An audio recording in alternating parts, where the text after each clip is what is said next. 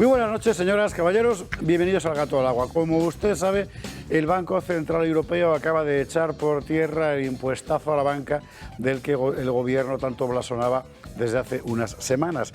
Lo último que sabemos del gobierno es que ha dicho que constata que no le afecta, como dijo el inmortal tropo don Felipe González. Bueno, ya verán si no le afectan. Al fin y al cabo, quien le da el dinero al gobierno para que se lo gaste en lo que le da la gana es el Banco Central Europeo, con lo cual, en fin, que tenemos aquí un lío. Lío que ha venido a estropearle al gobierno el plan del relato que tenía hoy montado, que era fundamentalmente Queipo de Llano y el paro. De Queipo de Llano hablaremos. De eso yo querría empezar con Queipo de Llano. Vamos a ver. Érase una vez allá por el 15 de diciembre de 1930, unos pocos días después de que algunos oficiales republicanos se sublevaran en Jaca contra la monarquía, que un general republicano se sublevó en Sevilla contra la monarquía, y fue el general Queipo de Llano. El general Queipo de Llano, que inmediatamente tuvo que salir por piernas, marcharse a París, dicen que financiado por la masonería, donde convivió durante largas semanas con Indalecio Prieto, el socialista. Este era Queipo de Llano. Queipo de Llano era un militar republicano, fundamentalmente republicano. Vamos a ver. Sí, de la República de su casa de Queipo de Llano, porque él siempre fue así, atrabiliario, chuleta, muy jaque, en fin, el personaje era el personaje. Pero Queipo de Llano era un militar de la República. Y Queipo de Llano se suma al alzamiento del 18 de julio, fundamentalmente porque, verá usted qué cosas, la hija de Queipo de Llano se casó con el hijo del presidente Alcalá Zamora, de cuya casa militar era jefe Queipo de Llano. Y en mayo del 36, esto se sabe muy poquito, pues lo cuento, Azaña y Prieto urden un tercer golpe. El primero fue del 34, luego el pucherazo del 36 y luego este golpe, para apartar de la presidencia, con un subterfugio legal completamente, en fin, tremendo, a Alcalá Zamora. Y la jugada le salió mal, Prieto no se quedó en el gobierno, Azaña se quedó colgado. El asunto es que a partir de ese momento, Queipo, que era, insisto, un militar republicano, se la jura al Frente Popular, que es verdad que había actuado de forma completamente ilegítima al quitar de medio a Alcalá Zamora. Y después, a Queipo de Llano, el alzamiento le pilla en el sur. Y cuando ve lo que hay, se marcha. Y los oficiales que se hacen con el control le llaman: mi general, aquí estamos. Y a partir de ese momento, Queipo de Llano, que seguía siendo el mismo personaje que había sido toda la vida, chuleta, jactancioso y jaque, coge el micrófono. Y fino psicólogo como era, empieza con aquello de los rojos son unos maricones, y lo que hizo la fama de Queipo de Llano. Hoy lo llamaríamos guerra psicológica. La verdad es que da un poco de, no sé, cosilla, ¿verdad?, utilizar este término, pero eso era Queipo de Llano. ¿Qué nos han vendido ahora? Que fusiló a 150.000 andaluces, o sea, no se puede mentir más, que defendía la democracia y la libertad, que tampoco se puede mentir más. Queipo de Llano era un señor del Partido Radical de Lerroux, que era su mundo, y de la República de derechas, pero republicana, de Alcalá Zamora. Y no fusiló a 150.000 andaluces porque no había 150.000 andaluces que fusilar. Esto, que lo sepa usted, es una frase que Juan Simeón Vidarte, del PSOE, se saca de un capitán que decía que había trabajado con Queipo de Llano, que entra luego dentro del paquete de la memoria democrática, pero que es tan falso, pues como tantas otras cosas, sencillamente porque es inverificable. ¿Ahora qué tenemos? Pues ahora tenemos un señor del que se había olvidado todo el mundo, ¿verdad?, incluido el régimen de Franco, que el día siguiente del 1 de abril del 39 le dio boleto. Un señor del que nadie sabe nada, que vuelve a la actualidad con un relato de una vida que no es la suya en realidad, para que un gobierno pueda decir: mira qué progresistas somos, que andamos removiendo tumbas de un señor como Queipo de Llano. O sea, es una auténtica vergüenza. Es una auténtica vergüenza en el mismo día en el que este gobierno demuestra que tiene una capacidad formidable para engañar a los españoles con las cifras del paro, pero no tanto como para engañar al Banco Central Europeo con su impuestazo.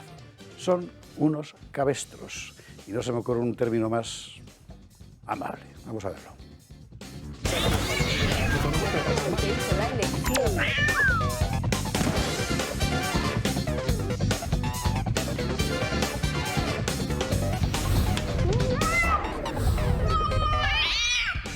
En fin, son las 21:50, perdón por la longitud del editorial de hoy, pero hay tantas cosas que contar. Yo habría querido contar lo del Banco Central Europeo, pero en fin, ha sido noticia de última hora. Hoy, titulares estos. Lo de Queipo, efectivamente, de madrugada y con coro, porque allí hay una señora gritando cosas de la dignidad del pueblo andaluz y no sé qué. Bueno, la dignidad del pueblo andaluz consiste de verdad en que saquen a un muerto de su tumba, a dos en realidad. En fin, bueno, vamos a contar esto, vamos a ver por qué ha sido de madrugada, vamos a ver en qué lugar queda el prodigioso Bolaños, que al parecer es el que más pierde en toda esta jugada, y algunas otras cosas aledañas. Noticia importantísima, la nueva política de inmigración de Francia, la nueva política de inmigración del Reino Unido, la nueva política de inmigración de Italia, que toman todos al mismo tiempo medidas drásticas contra la inmigración ilegal. Tenemos a Rubén Pulido en Ceuta, vamos a ver lo que está pasando allí y en el resto de Europa con unas políticas que España, miren, tarde o temprano tendrá también que seguir. Vamos a hablar de la ley trans porque siempre hay que hablar de esta monstruosidad y vamos a hablar de que efectivamente esta ley en Madrid existe. Es verdad que no existe imponiendo el cambio de sexo, es verdad, pero existe y afecta a los colegios. Y vendrá con nosotros esta noche aquí Juan Carlos Corbera, presidente de la Fundación Educatio Servanda, responsable de varios centros educativos, para contarnos qué pasa en los colegios cuando alguien quiere aplicar la ley trans. Historia de verdad para no dormir, que es lo último que faltaba al gigantesco, ya que hablamos de democristianos alemanes, al gigantesco convoluto que decía Guido Brunner, no en vano liberal, ¿verdad?, del coronavirus. La Unión Europea subvenciona con 320 millones de euros, 320 millones de euros, a una empresa inactiva del marido de Ursula von der Leyen.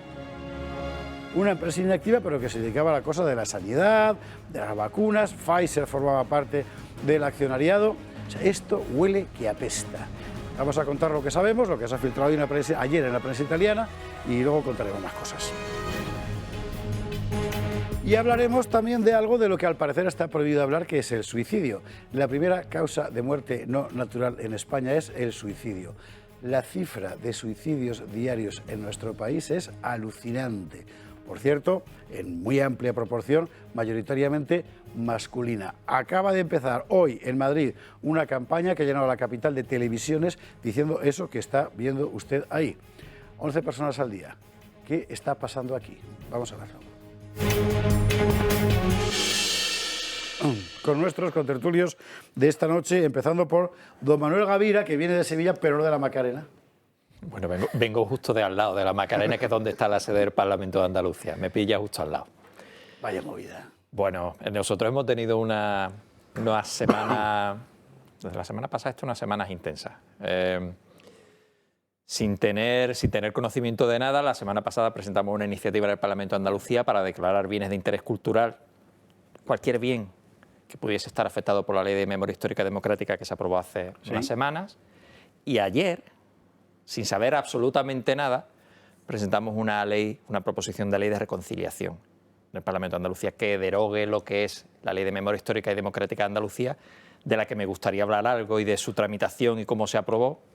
Sí, vamos a hablar de eso. Y ha sido justo el día de ayer, el día antes de que sucediese el episodio de Queipo, que has explicado perfectamente quién era la figura. Es que el personaje, en fin, también, ¿qué quieres que te diga? Bueno, José Antonio Primo de Rivera le pegó un sopapo.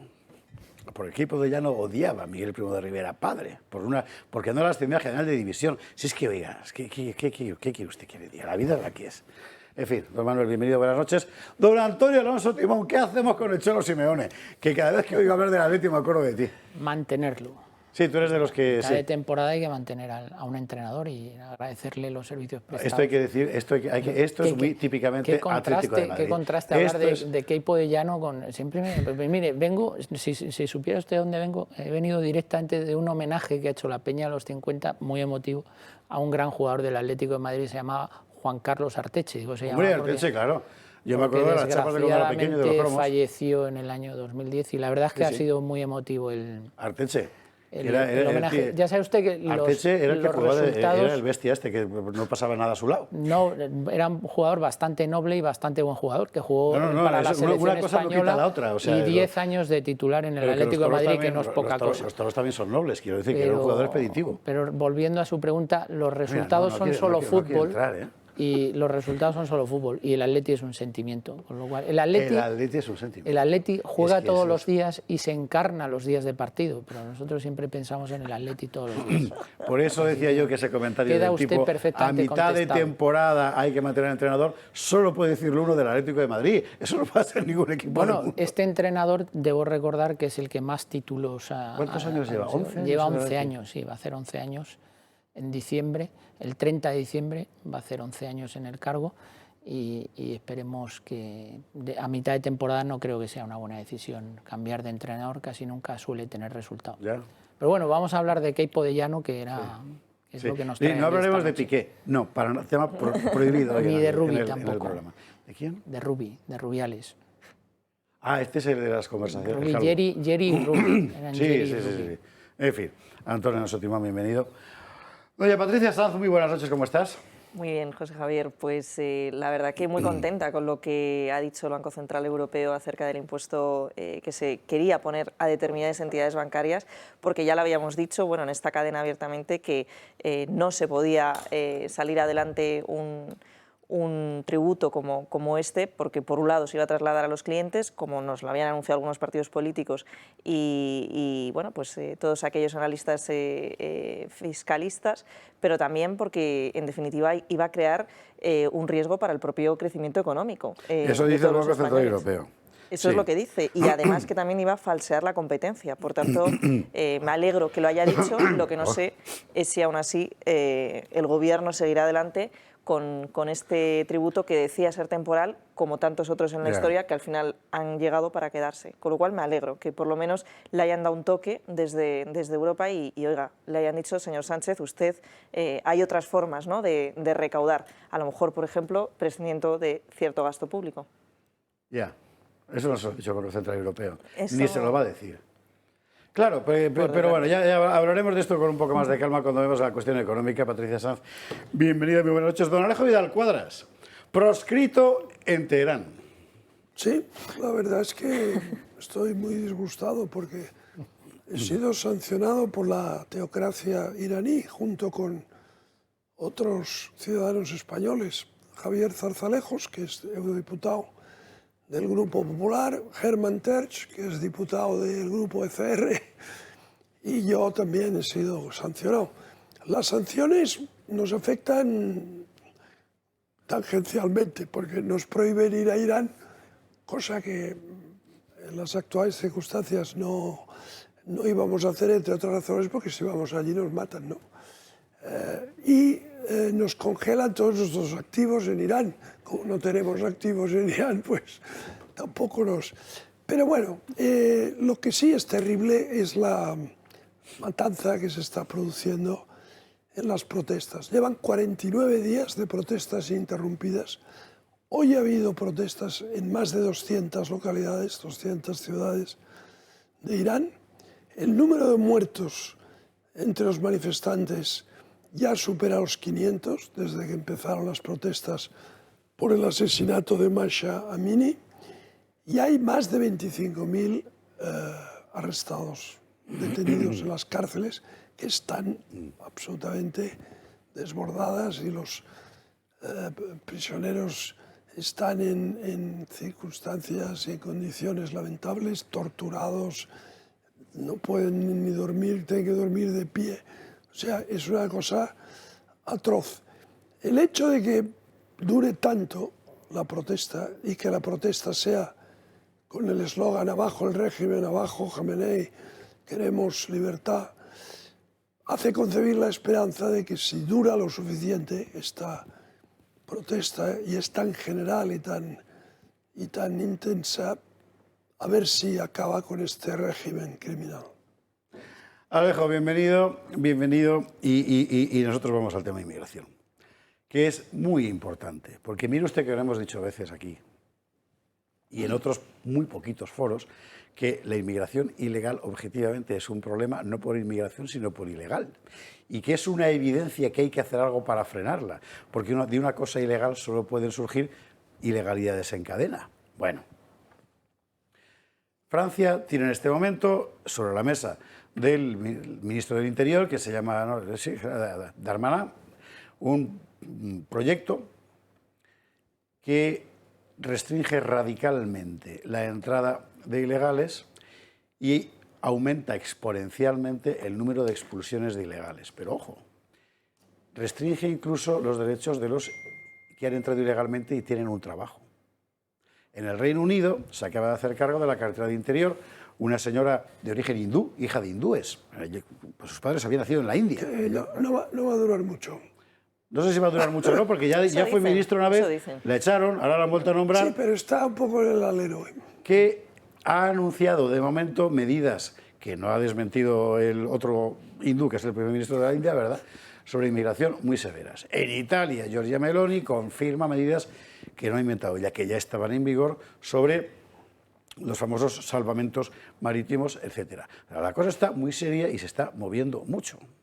Tiene gracia que esto coincida, ¿verdad?, con la campaña desatada por esa extensión de la BBC internacional que se llama Africa Eye, o sea, ella, ojo, ¿verdad?, acusando a España de matar senegaleses en la frontera de Melilla. Bueno, vamos por partes. Primero, Borja García nos va a contar qué es lo que está pasando ahora en política de inmigración en el resto de Europa.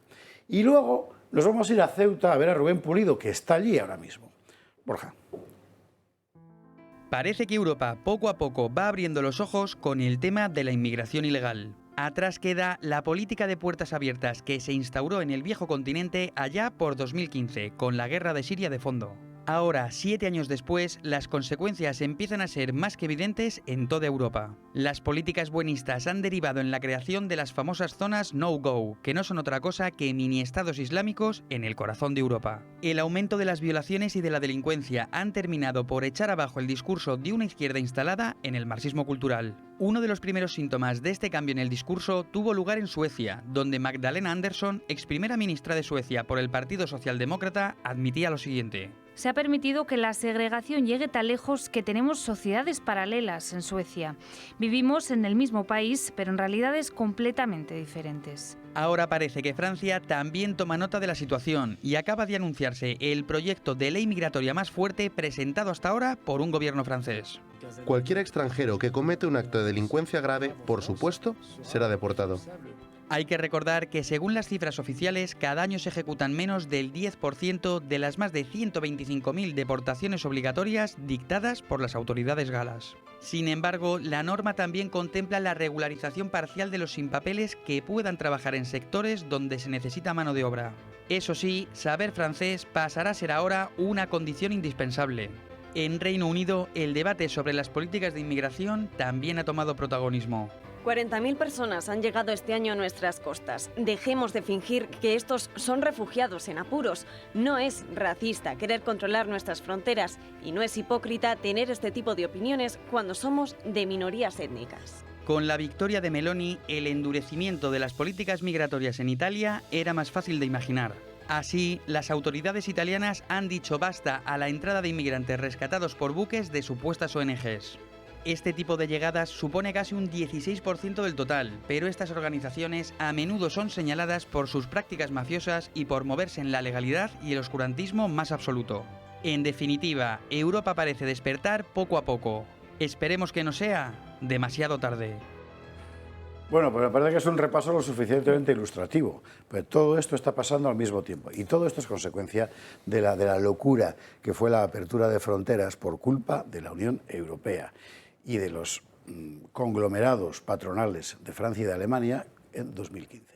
Pero era de esperar que llegara el momento en que los gobiernos acabasen con esa idea angelical de que aquí puede entrar todo el mundo, porque, vamos a ver, siempre ha existido la figura del refugiado o el que solicita asilo. Y eso está perfectamente regulado, tanto en los derechos nacionales como en el derecho internacional, tiene unos procedimientos y hay que cumplirlos.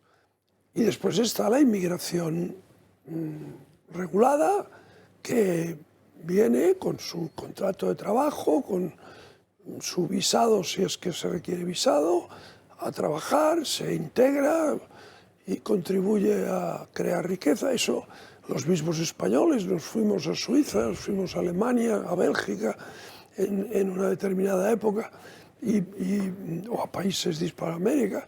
Es decir, que esto siempre ha sido un factor económico que puede ser positivo, ¿no? Pero es que esto no tiene nada que ver.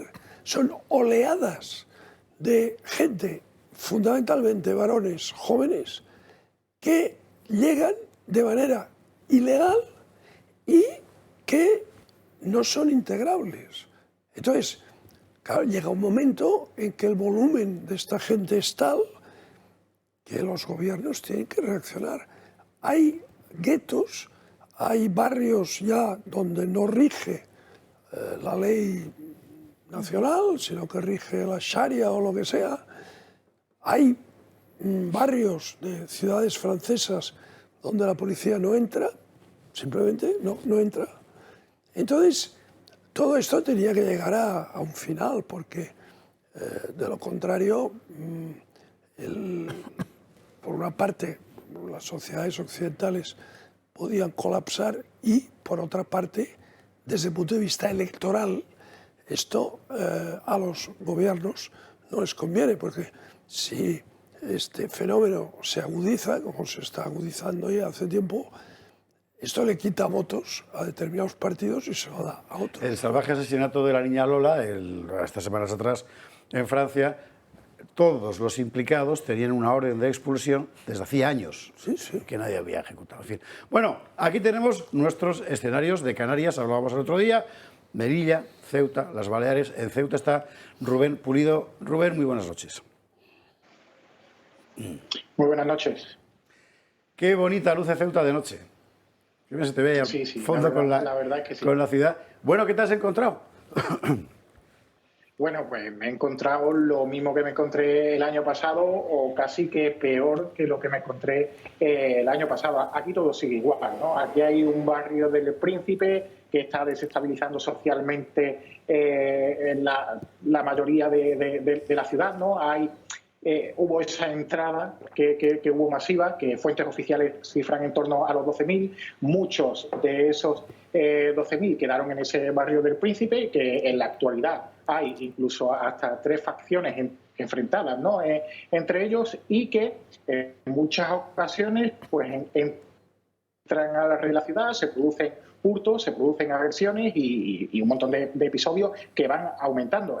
Hace poco, hace 3 semanas, hubo un fallecido, hubo un muerto. Se asesinó a un militar que dice que al final fue un error, que el objetivo no era él, pero tampoco se ha esclarecido nada, porque tampoco delegación de gobierno nos ayuda a saber lo que ha sucedido. Igual con muchos otros hechos. Hace un año, sin ir más lejos, un chaval fue cosido a puñalada cerca de la playa de Ceuta. Yo entrevisté al padre, entrevisté al chaval. Se acusa un número determinado de inmigrantes. Luego viene delegación de gobierno y hablan un comunicado de detenidos que no tienen nada que ver con población inmigrante. Pero claro, detenidos. ¿Quién es el culpable? La sociedad quiere saber quiénes son los culpables, quién ha cometido el delito. No quiere saber vuestra versión para que nosotros dejemos de informar en una dirección que igual nos interesa. Todo ese trabajo se está haciendo aquí en Ceuta para que de alguna forma no se sepa lo que sucede cada día. El otro día teníamos aquí a Teresa López, diputada precisamente por Ceuta. ¿Alguien sabe exactamente el número de ilegales, es decir, gente que ha entrado sin permiso, que están deambulando por Ceuta ahora mismo?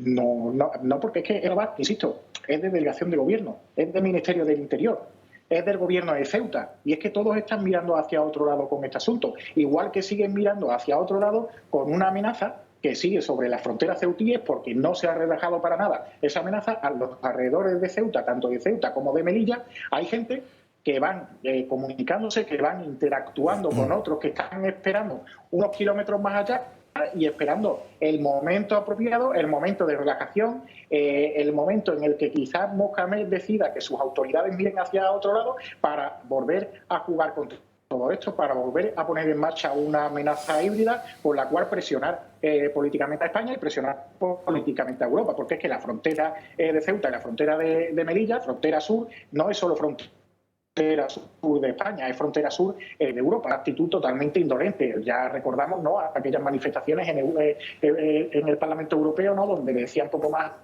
a Pedro Sánchez que lo de Ceuta y Melilla era un problema suyo, que no era un problema de Europa, hay que tratarse de poner una solución, y él obviamente pues no está poniendo ningún tipo de solución, está caminando en dirección totalmente opuesta. Está fallando la conexión, pero quería hacerte una última pregunta antes de que se nos vaya definitivamente a hacer puñetas la conexión esta.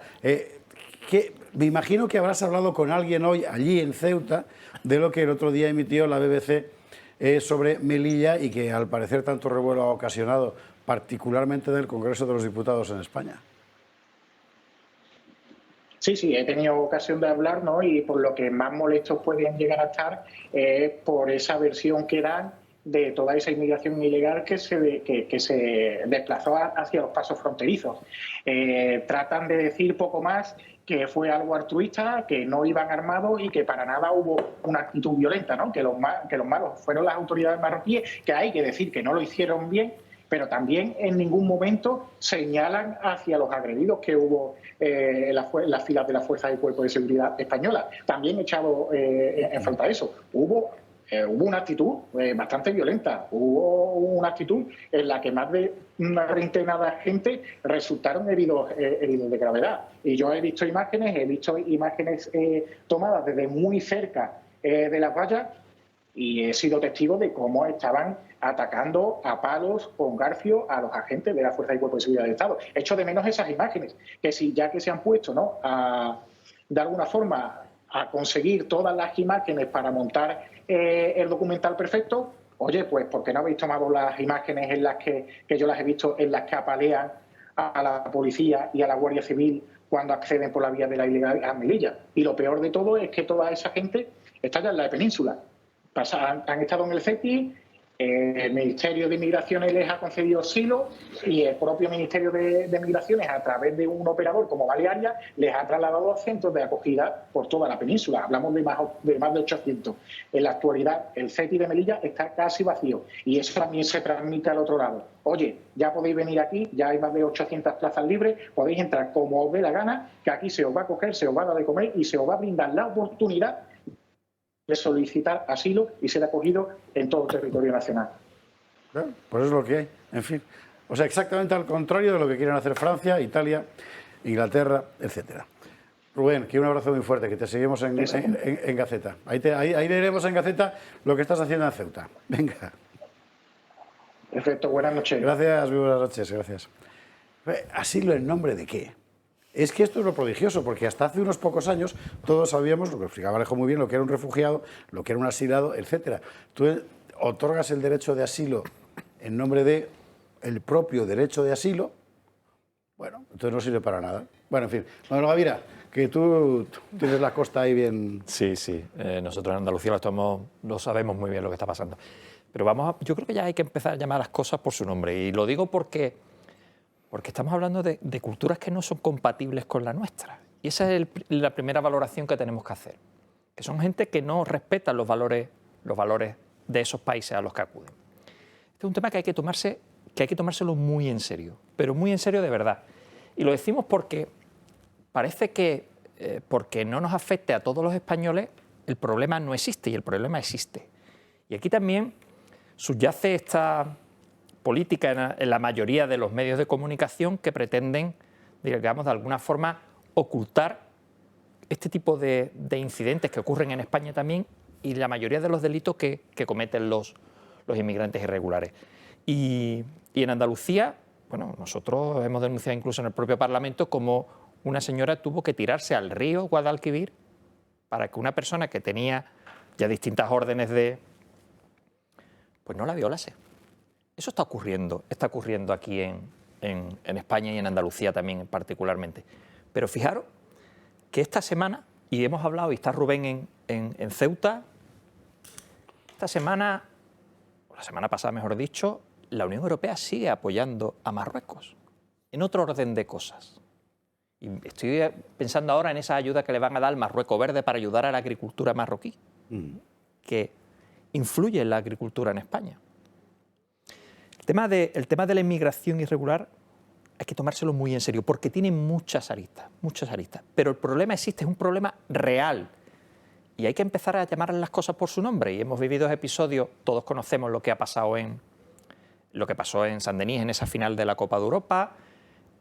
Sabemos lo que dijo el señor Macron hace unos años, que decía que iba a deportar al 100%, y después se ha quedado en el 5%. Hace muy poquito, ¿eh? Hace poco. Porque hace unos años lo que decía es que cada inmigrante era una oportunidad para Francia.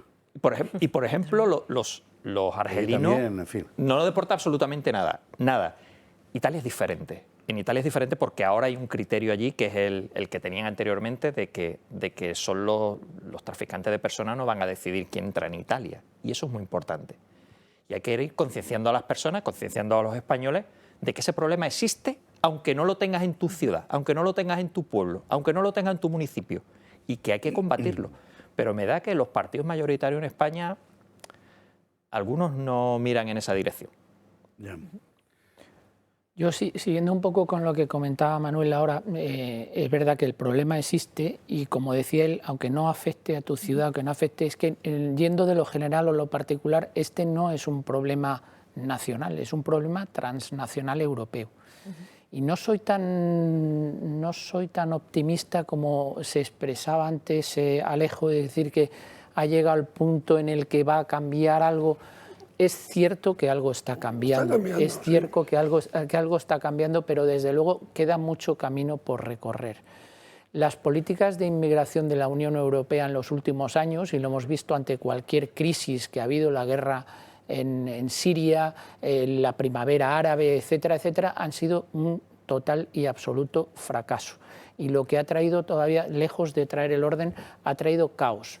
Entonces yo creo que a nivel europeo tiene que haber un fomento de determinadas políticas que canalicen y que ordenen la inmigración a lo largo de Europa, que sean más efectivas y que sean menos permisivas. Esto no quiere decir que estemos en contra de una inmigración que efectivamente, bien ordenada, puede traer oportunidades en los diferentes países europeos. Lo que no puede ser es este caos y este desorden, porque no es bueno y se está viendo. La consecuencia de este caos y este desorden es lo que decía la primera ministra sueca, que al final se producen realidades paralelas y que hay mundos distintos en los países. Y esto es lo que está sucediendo justamente en los países que más inmigración habían tenido en otros tiempos, como es Reino Unido, como es Francia o como es Alemania. El problema es que, como siempre en la Unión Europea, podemos llegar tarde a atajar un asunto que se va enquistando cada vez más y que es el germen para que determinadas políticas, y por eso está cambiando algo,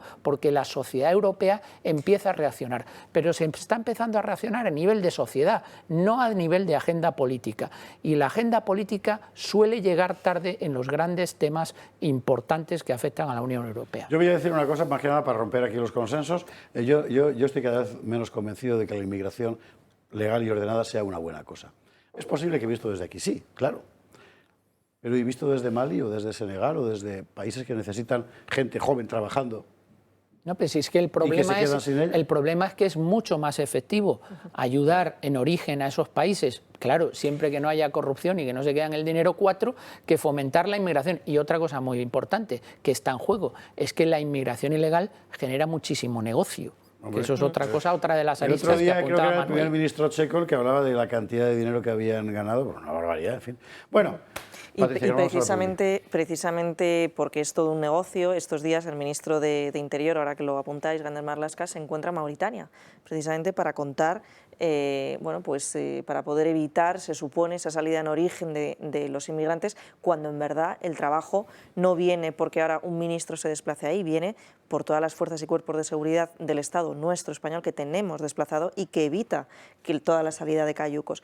Y por otro lado, la sensación que nosotros tenemos en esta mesa sobre la inmigración ilegal es compartida por el resto de la ciudadanía europea. Consultando el tema he rescatado, pues por lo visto, un estudio que se hizo hace exactamente un año año, pedido por un periódico español de izquierdas, y que los resultados fueron bastante sorprendentes a lo que esperábamos, porque casi un 43% de la población europea, sobre una muestra de 15.000 personas, pues no creen que todos estos inmigrantes ilegales puedan llegar a integrarse. Y de hecho, hasta un 60% de europeos veía excesivo la cantidad de inmigración en general, incluyendo la legal, que entran en las fronteras europeas. Así que la ciudadanía, algo está cambiando, porque el sentir ciudadano es ese, ¿no? de que bueno, están entrando una serie de culturas que nada tienen que ver con la nuestra, y bueno, pues hay que poner una serie de limitaciones, como incluso intra-Estados miembros se ponen. Tú cuando vas a trabajar a otro país, dentro de la Unión Europea, te piden una serie de requisitos. Pues ¿por qué no ponérselos también a todas las personas que vienen de fuera? Bueno, ¿qué pasa? Hay que ser la publicidad, Alejo, que son y 20 ya. Y estas cosas son así, es lo que hay, porque si no ya sabes que el anuncio, además hoy es Tejoneras. Hoy vale la pena interrumpir, porque primero viene Juan Carlos Corbera enseguida a contarnos cómo se está aplicando la ley trans en los colegios de Madrid, si se está aplicando, porque lo de la ley trans de Ayuso, que no es de Ayuso, es de Cifuentes, pero en fin, es verdad, aquí existe, bueno, y eso hay que contarlo, y luego lo del vino. Usted sabe que, o sea, cuando hay tejoneras en la mesa, manda tejoneras, ¿qué quieres que te diga? O sea, es un vino maravilloso, el vino de Pagos, o sea, del propio terruño, del Pagos más premiado de Madrid, solo este año 17 medallas, que son las que tenemos aquí en esta. Pues imagínate, es que hace falta un marco para poder sacarlos todos. El vino Tejonera sale de esos viñedos maravillosos en la finca Tejoneras, en el noroeste de Madrid, ahí lo están viendo, ya cerca de las estribaciones de la Sierra de Gredos, en un suelo fantástico de pizarra y de granito, a 800 metros de altitud, con bueno, las mejores uvas. Hay garnachas centenarias y variedades, Cabernet Sauvignon, Syrah, Merlot, etcétera, que permite hacer unos vinos únicos. ¿Qué oferta tenemos ahora mismo en la web de Tejoneras? Le cuento. Una botella de vino 750 Gran Reserva. 2 botellas de vino Tejoneras Reserva. 9 botellas de vino Lagraz Crianza y 2 copas serigrafiadas Tejoneras, o sea, 12 botellas del mejor vino de Madrid por solo 99 euros. Es decir, se lo compra usted con un 30% de descuento sobre el precio comercial, y aquí van incluidos el IVA y los portes a la península. Además ahora de este precio total del pack Tejoneras, 5 euros van destinados a los refugiados de Ucrania a través, que estos sí que son refugiados, usted esto sí, hay una guerra, la gente sale, bueno, a través de la Fundación Madrina, que está haciendo un trabajo fantástico organizando convoyes de ayuda humanitaria, ha rescatado a 250 niños y madres gestantes de Ucrania, y ahora está en la campaña de ayudas de material escolar para estos niños que han llegado aquí, y es la Fundación Madrina, o sea que es Conrado Jiménez, que es alguien de quien uno se puede fiar. Mire, llame y mire en la web. ¿Sabe usted que los vinos Tejoneras los tiene en el Corte Inglés en toda España y en Madrid, además en Alcampo, Carrefour, Sánchez Romero y en Distribuciones Adán? Y no se lo piense. Cuando los haya probado verá por qué no se lo tenía que haber pensado. Ahora mismo. Son las 22:27, 21:27 en Canarias, y nosotros vamos a hablar de la cuestión de la ley trans.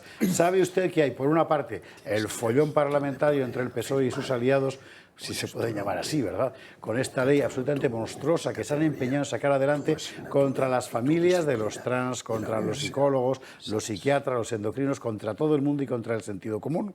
Bueno, y van a por ello, y ahí está el follón entre Patxi Arquímedes López e Irene Montero. Y luego, por otra parte, está la polémica específicamente madrileña, porque resulta que en Madrid, desde tiempos del PP de Cifuentes, o de Cifuentes del PP, no lo sé, existe una ley trans absolutamente policial.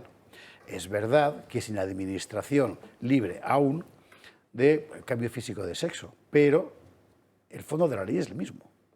Bueno, vamos a ver primero, que nos lo cuenta Bea Dávila, cómo está la cosa, digamos, parlamentaria de la ley esta que va a salir, y luego vamos a fijarnos específicamente en cómo está esa ley en Madrid y en los colegios. Lo vemos.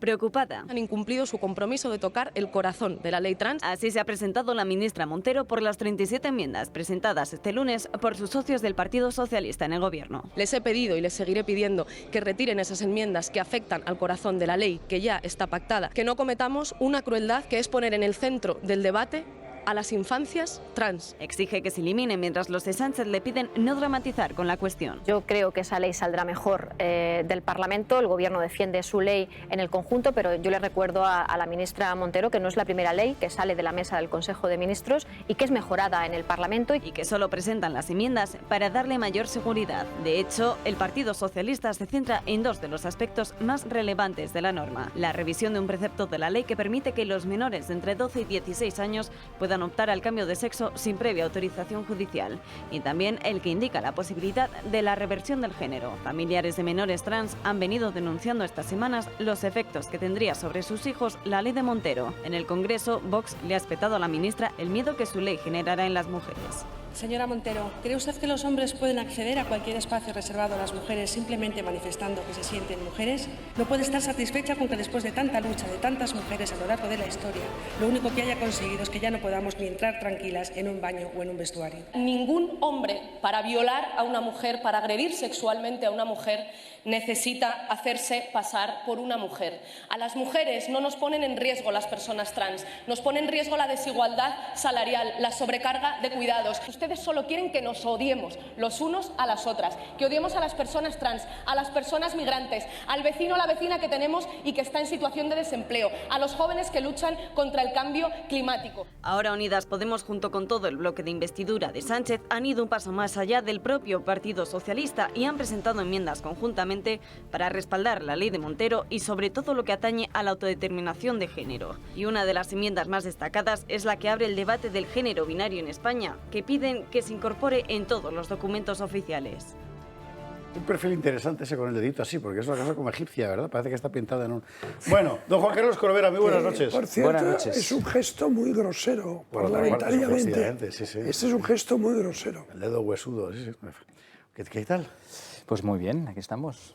Oye, en Madrid hay una ley trans. En Madrid hay una ley trans desde el año 2016. Y la puso el PP. En julio, cuando estábamos todos en la playa. Sí, señor. Además de una forma bastante rocambolesca, porque ellos dicen que en realidad era una ley que había puesto el PSOE, que ellos iban a poner otra, que no, que al final se equivocaron. En fin, no lo sé. El asunto es que en Madrid tenemos, con el PP de Cifuentes, una ley trans que, conceptualmente, es gemela de esta. Sí, todas las leyes autonómicas, porque no solamente está la de Madrid, que es la ley Cifuentes, sino todas las demás, que prácticamente todas las autonomías tienen, que se desarrollaron antes de esta ley trans nacional, todas prácticamente tienen el mismo esquema de la ley trans que ahora está tan en discusión entre los partidos que forman el gobierno, ¿no? Y como decíais en este corte, la ministra Montero, la clave de esta ley es la cuestión de la autodeterminación del género. Porque es verdad que se está poniendo el hincapié, y entre ellos se pelean con las cuestiones de los menores, ¿no? De los 12 años, de los 14, los 3 tramos de edad que marca la ley. Pero verdaderamente, a nuestro juicio, el verdadero, como ella decía, el corazón de la ley es la autodeterminación del género. Es algo así como que nos quieran imponer una dictadura del sentimiento ante la razón de la verdad científica, ¿no? Porque la ciencia sirve para demostrar la verdad en todos los aspectos de la vida. Es decir, si hay una verdad científica, si la ciencia demuestra, desde luego ya nadie cuestiona nada. Hasta que se demuestre lo contrario, eso es hasta verdad, efectivamente. Hasta Claro, que en esta cuestión, por lo que sea, Claro. la ciencia no cuenta. Es decir, la biología lo que dice es que en nuestra composición cromosómica, en la carga genética del gameto masculino y del gameto femenino, cuando hay una fecundación, que es cuando empieza la vida, se produce necesariamente una combinación de gametos XX y XY. Y no hay más. Es decir, la especie humana es binaria. Y esto es una definición científica, biológica. Bueno, pues para estas cuestiones parece que la ciencia pues no tiene nada que decir, que es mucho más verídico y razonable el deseo de las personas de ser cosa distinta a la que son biológicamente, ¿no? Y este verdaderamente es el corazón de la... Es interesante porque en realidad la ciencia sí lo ha dicho, pero les da igual. Les da igual. Lo ha dicho incluso, y hay periódicos a este respecto, yo me meto mucho con el diario El Mundo, pero hay que reconocer que en rescatar casos de gente arrepentida está siendo pionero y vale la pena verlo porque hoy venía es una uno, cosa sí. realmente alucinante. Bueno, ahora yo lo que me pregunto es, Juan Carlos,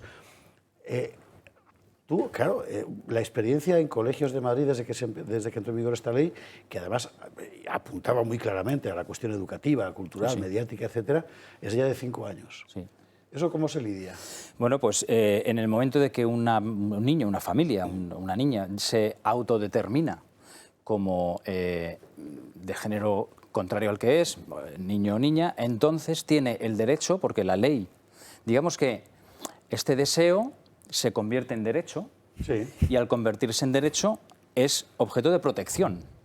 Y el que va contra ese derecho es sujeto que puede ser castigado, ¿no? Con un reglamento y con unas sanciones que todas las leyes de género, tanto las autonómicas como la nacional, tienen en sí. Es decir, para ser concreto, si un niño dice que es una niña en un colegio, tiene desde ese momento todos los derechos a utilizar uniforme de niñas, si es que es un colegio con uniforme, o a apuntarse a las extraescolares de fútbol o de baloncesto con los equipos masculinos o femeninos. A ser llamado con el nombre. A ser llamado con el nombre, a participar en las clases de gimnasia. Es decir, a todos los efectos debe ser considerado como tal, y eso está recogido en las leyes.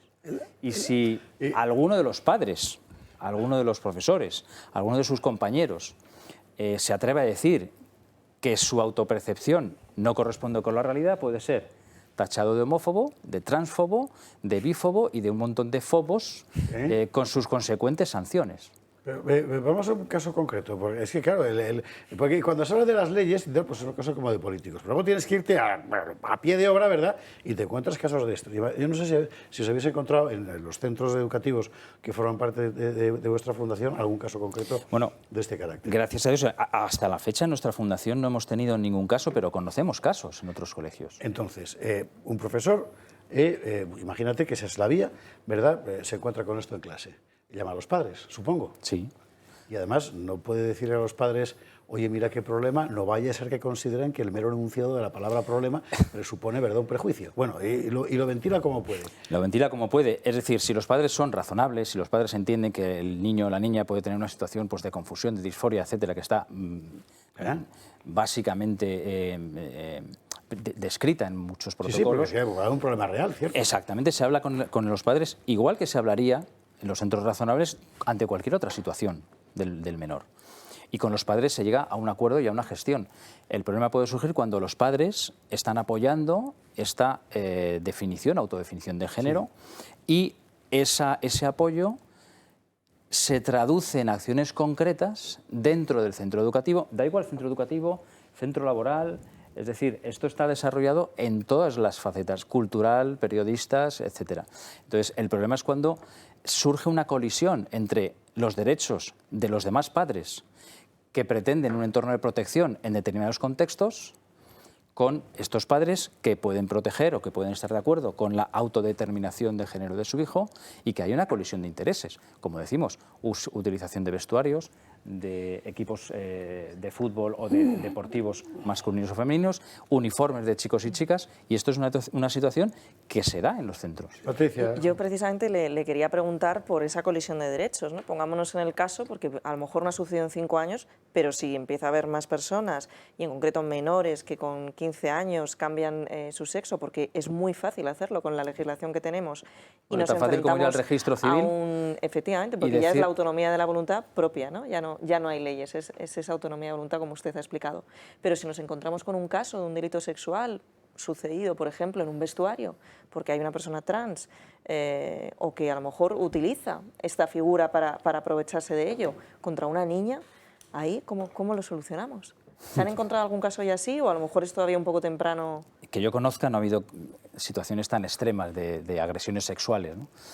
No las conozco, no quiere decir que no hayan existido, pero desde luego estamos generando una situación de riesgo para que esta situación. Sí que se han producido, por ejemplo, en otros países, es conocido el caso de la persona trans que se identificó como una mujer, fue a una cárcel de mujeres, era un violador y acabó violando a 3 o 4. Es decir, es que se somete a una situación de riesgo cierto y riesgo objetivo al conjunto de personas que se relacionan. Pero a ver, lo grave de este disparate, porque esto es un disparate gigantesco, lo grave es que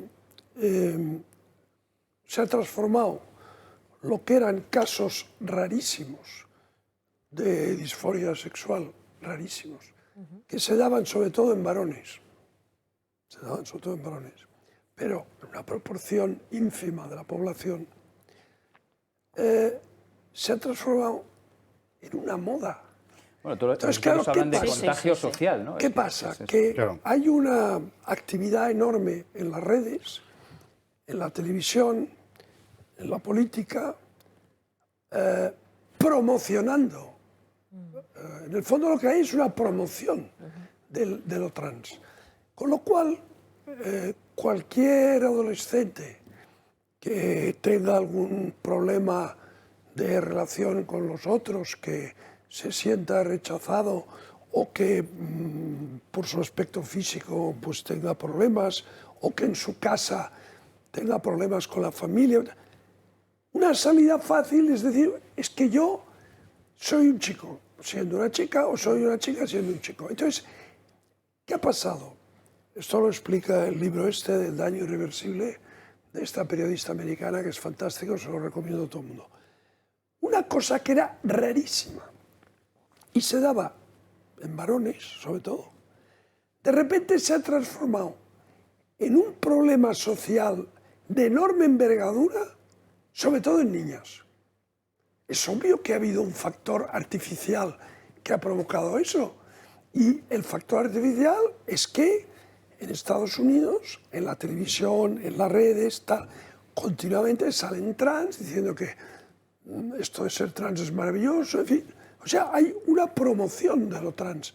Entonces, claro, si esto llega a España, vamos a tener un problema, porque en Estados Unidos en este momento el número de niñas que quieren cambiar de sexo a chico está en el 3%, que es una salvajada.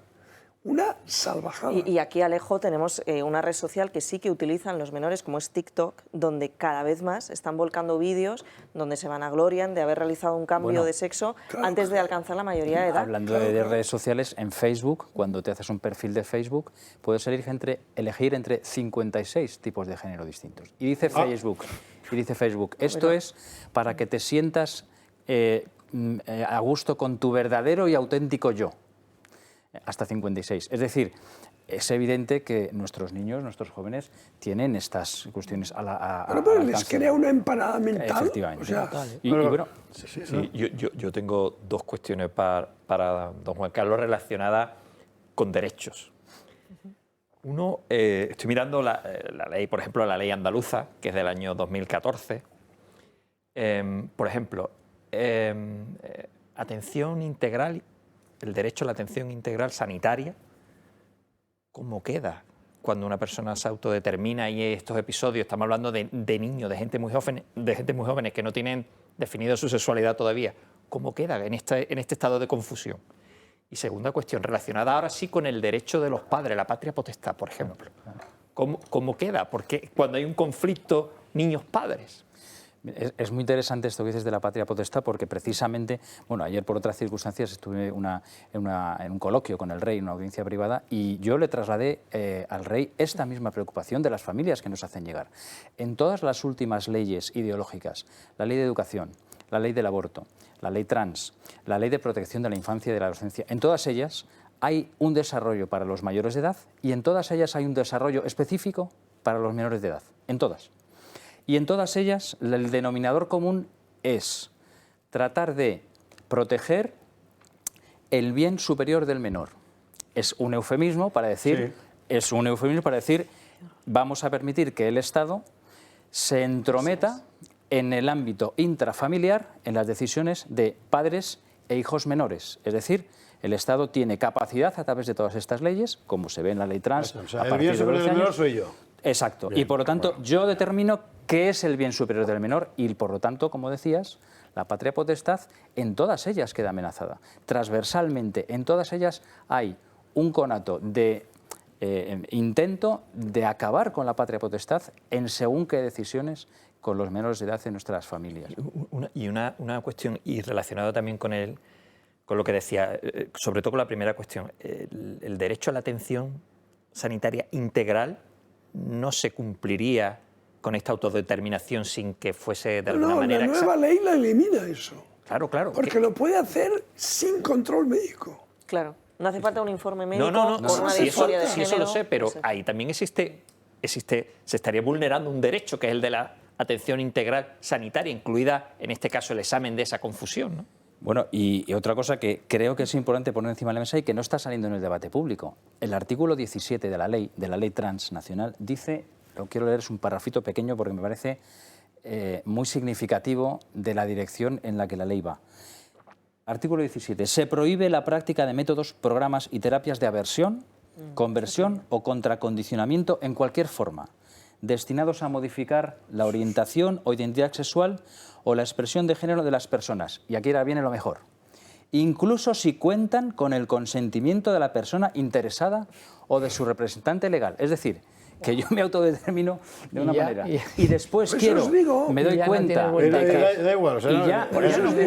ya no puedo acudir a una terapia porque además es una sanción muy grave. Hay una promoción. Claro. Vamos a ver, siempre ha existido la homosexualidad y mucho más raro, una frecuencia mucho más pequeña, los casos de disforia. Pero vamos a ver, el caso de disforia, que es un caso muy singular y muy raro, es evidente que necesita esa persona que tiene un problema, si es real, necesita ayuda, atención y cuidados. Es decir, tiene que estar asesorada y atendida por su familia en primer lugar, por médicos especialistas, por ejemplo, endocrinólogos, por supuesto, psicólogos, y entonces este equipo, junto con la persona que tiene el problema, van haciendo lo que consideren mejor, y en muchos casos eso acaba con que la persona al final acepta su propio sexo y se ha acabado. Sí. Y solo en poquísimos casos el equipo médico y psicológico y la familia llegan a la conclusión de que efectivamente esa persona tiene que cambiar de sexo porque si no su vida será un infierno. Pero eso es un caso en 100.000. Pero Ángel, yo creo que tampoco, no hay problema ninguno. Para prohibir eso. No, y además que a veces tapa otras patologías, ¿no? El síndrome de Asperger. Sí, yo creo que, a ver, en la vida adulta, yo creo que nadie tiene ningún problema en que las personas adultas que tienen ya una formación, que tienen ya un criterio, que tienen ya una determinación, decidan con su vida pues hacer. El problema fundamental es que quieren trasladar a personas que no tienen todavía formado ese criterio, quieren trasladar la posibilidad de actuar de manera irreversible cuando todavía no han formado su propio criterio. Pero eso forma y esta es la gran aberración de este tipo de leyes. Todo su desarrollo con menores. Que la última palabra la tenga el Estado. Eso es el caso de la eutanasia. Claro, el bien superior del menor. Eso forma parte de que los políticos occidentales en la actualidad tratan a los adultos como infantiles o como menores y a los menores como adultos.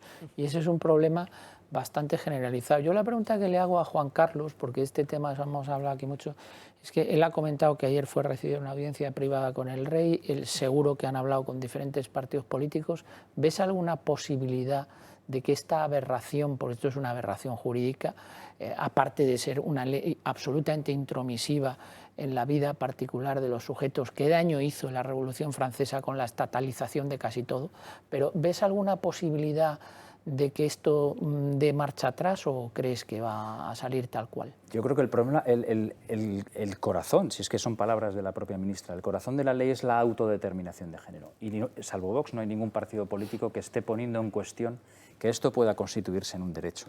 Y por lo tanto están discutiendo sobre el grado de edad, el tramo de edad en el que se pueden hacer ciertas cosas o no con las autorizaciones paternas, judiciales o no.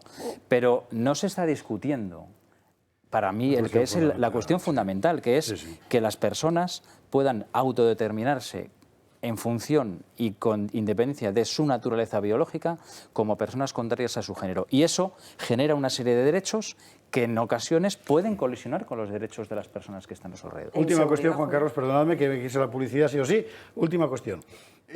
Bueno, ¿y qué hacemos? Bueno, pues yo creo que lo que estamos haciendo aquí, hablar de las cuestiones de las que no habla nadie, de las cuestiones fundamentales, hacer pedagogía, que los padres estén muy pendientes de las cuestiones que surgen, que las familias estén en contacto siempre con los entornos con los que están los chicos, con los clubes deportivos, con las escuelas, con los colegios, para identificar cualquier movimiento que pueda haber en este sentido, porque también en ocasiones a los profesores se les impide la comunicación y la información a las familias cuando hay un problema de este tipo. Claro. Entonces, es decir, además quieren hacer que los docentes, médicos, etcétera, que están en contacto con los niños y tienen acceso a esta situación, sean cómplices por omisión por la imposibilidad de comunicárselo a las familias. Montero ha propuesto que en el DNI no figure el sexo. Ya, va bien. Isabel Díaz Ayuso, por cierto, a la que instaba a Rocío Monasterio a derogar esta ley, y ella dijo que no, porque no eran formas.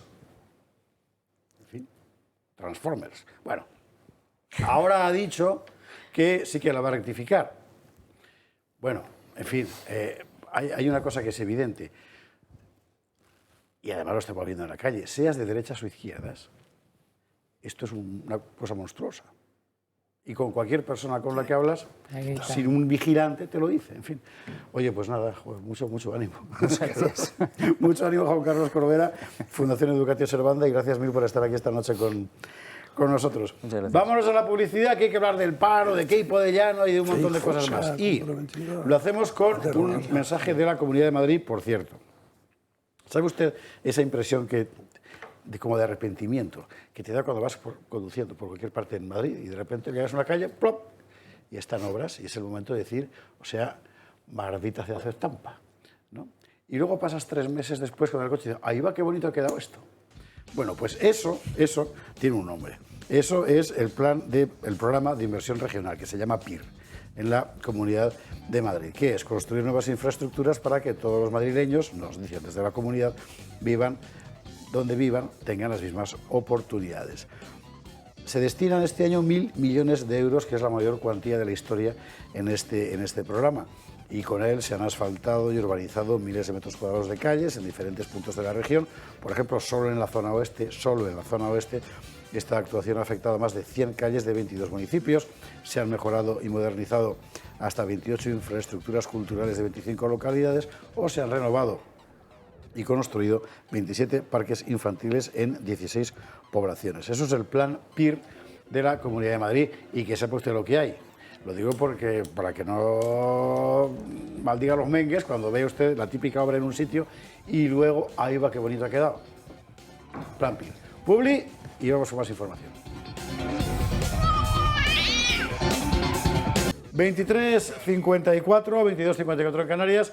Vamos con la noticia económica del día, claro, que es la cifra de paro, que es verdad que el empleo ha subido y que también es verdad que ha subido por lo que ha subido. Recuerde, estamos hablando no de la encuesta de población activa, sino del paro registrado, que son dos magnitudes distintas que luego, si quiere, explicamos. Esta era la noticia económica del día hasta que el Banco Central Europeo le ha tirado de las orejas a María Jesús Montero. Pero bueno, vamos por partes. Lo del paro, ¿cómo ha sido? El número de parados registrados en las oficinas de los servicios públicos de empleo bajó en 27.027 desempleados en el mes de octubre, en relación al mes anterior, su mayor retroceso en este mes dentro de la serie histórica, gracias sobre todo al comportamiento del sector servicios y de la agricultura.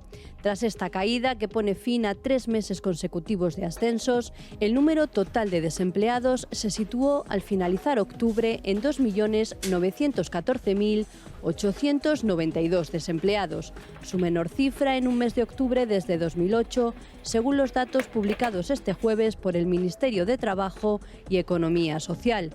Octubre, que suele ser un mes malo para el desempleo, ha sido muy positivo para todos los sectores económicos. El mayor descenso se lo anotaron los servicios, con 16.000 parados menos, seguidos de la agricultura y la construcción. En octubre se registraron 1,5 millones de contratos, un 19,5% menos que en el mismo mes de 2021.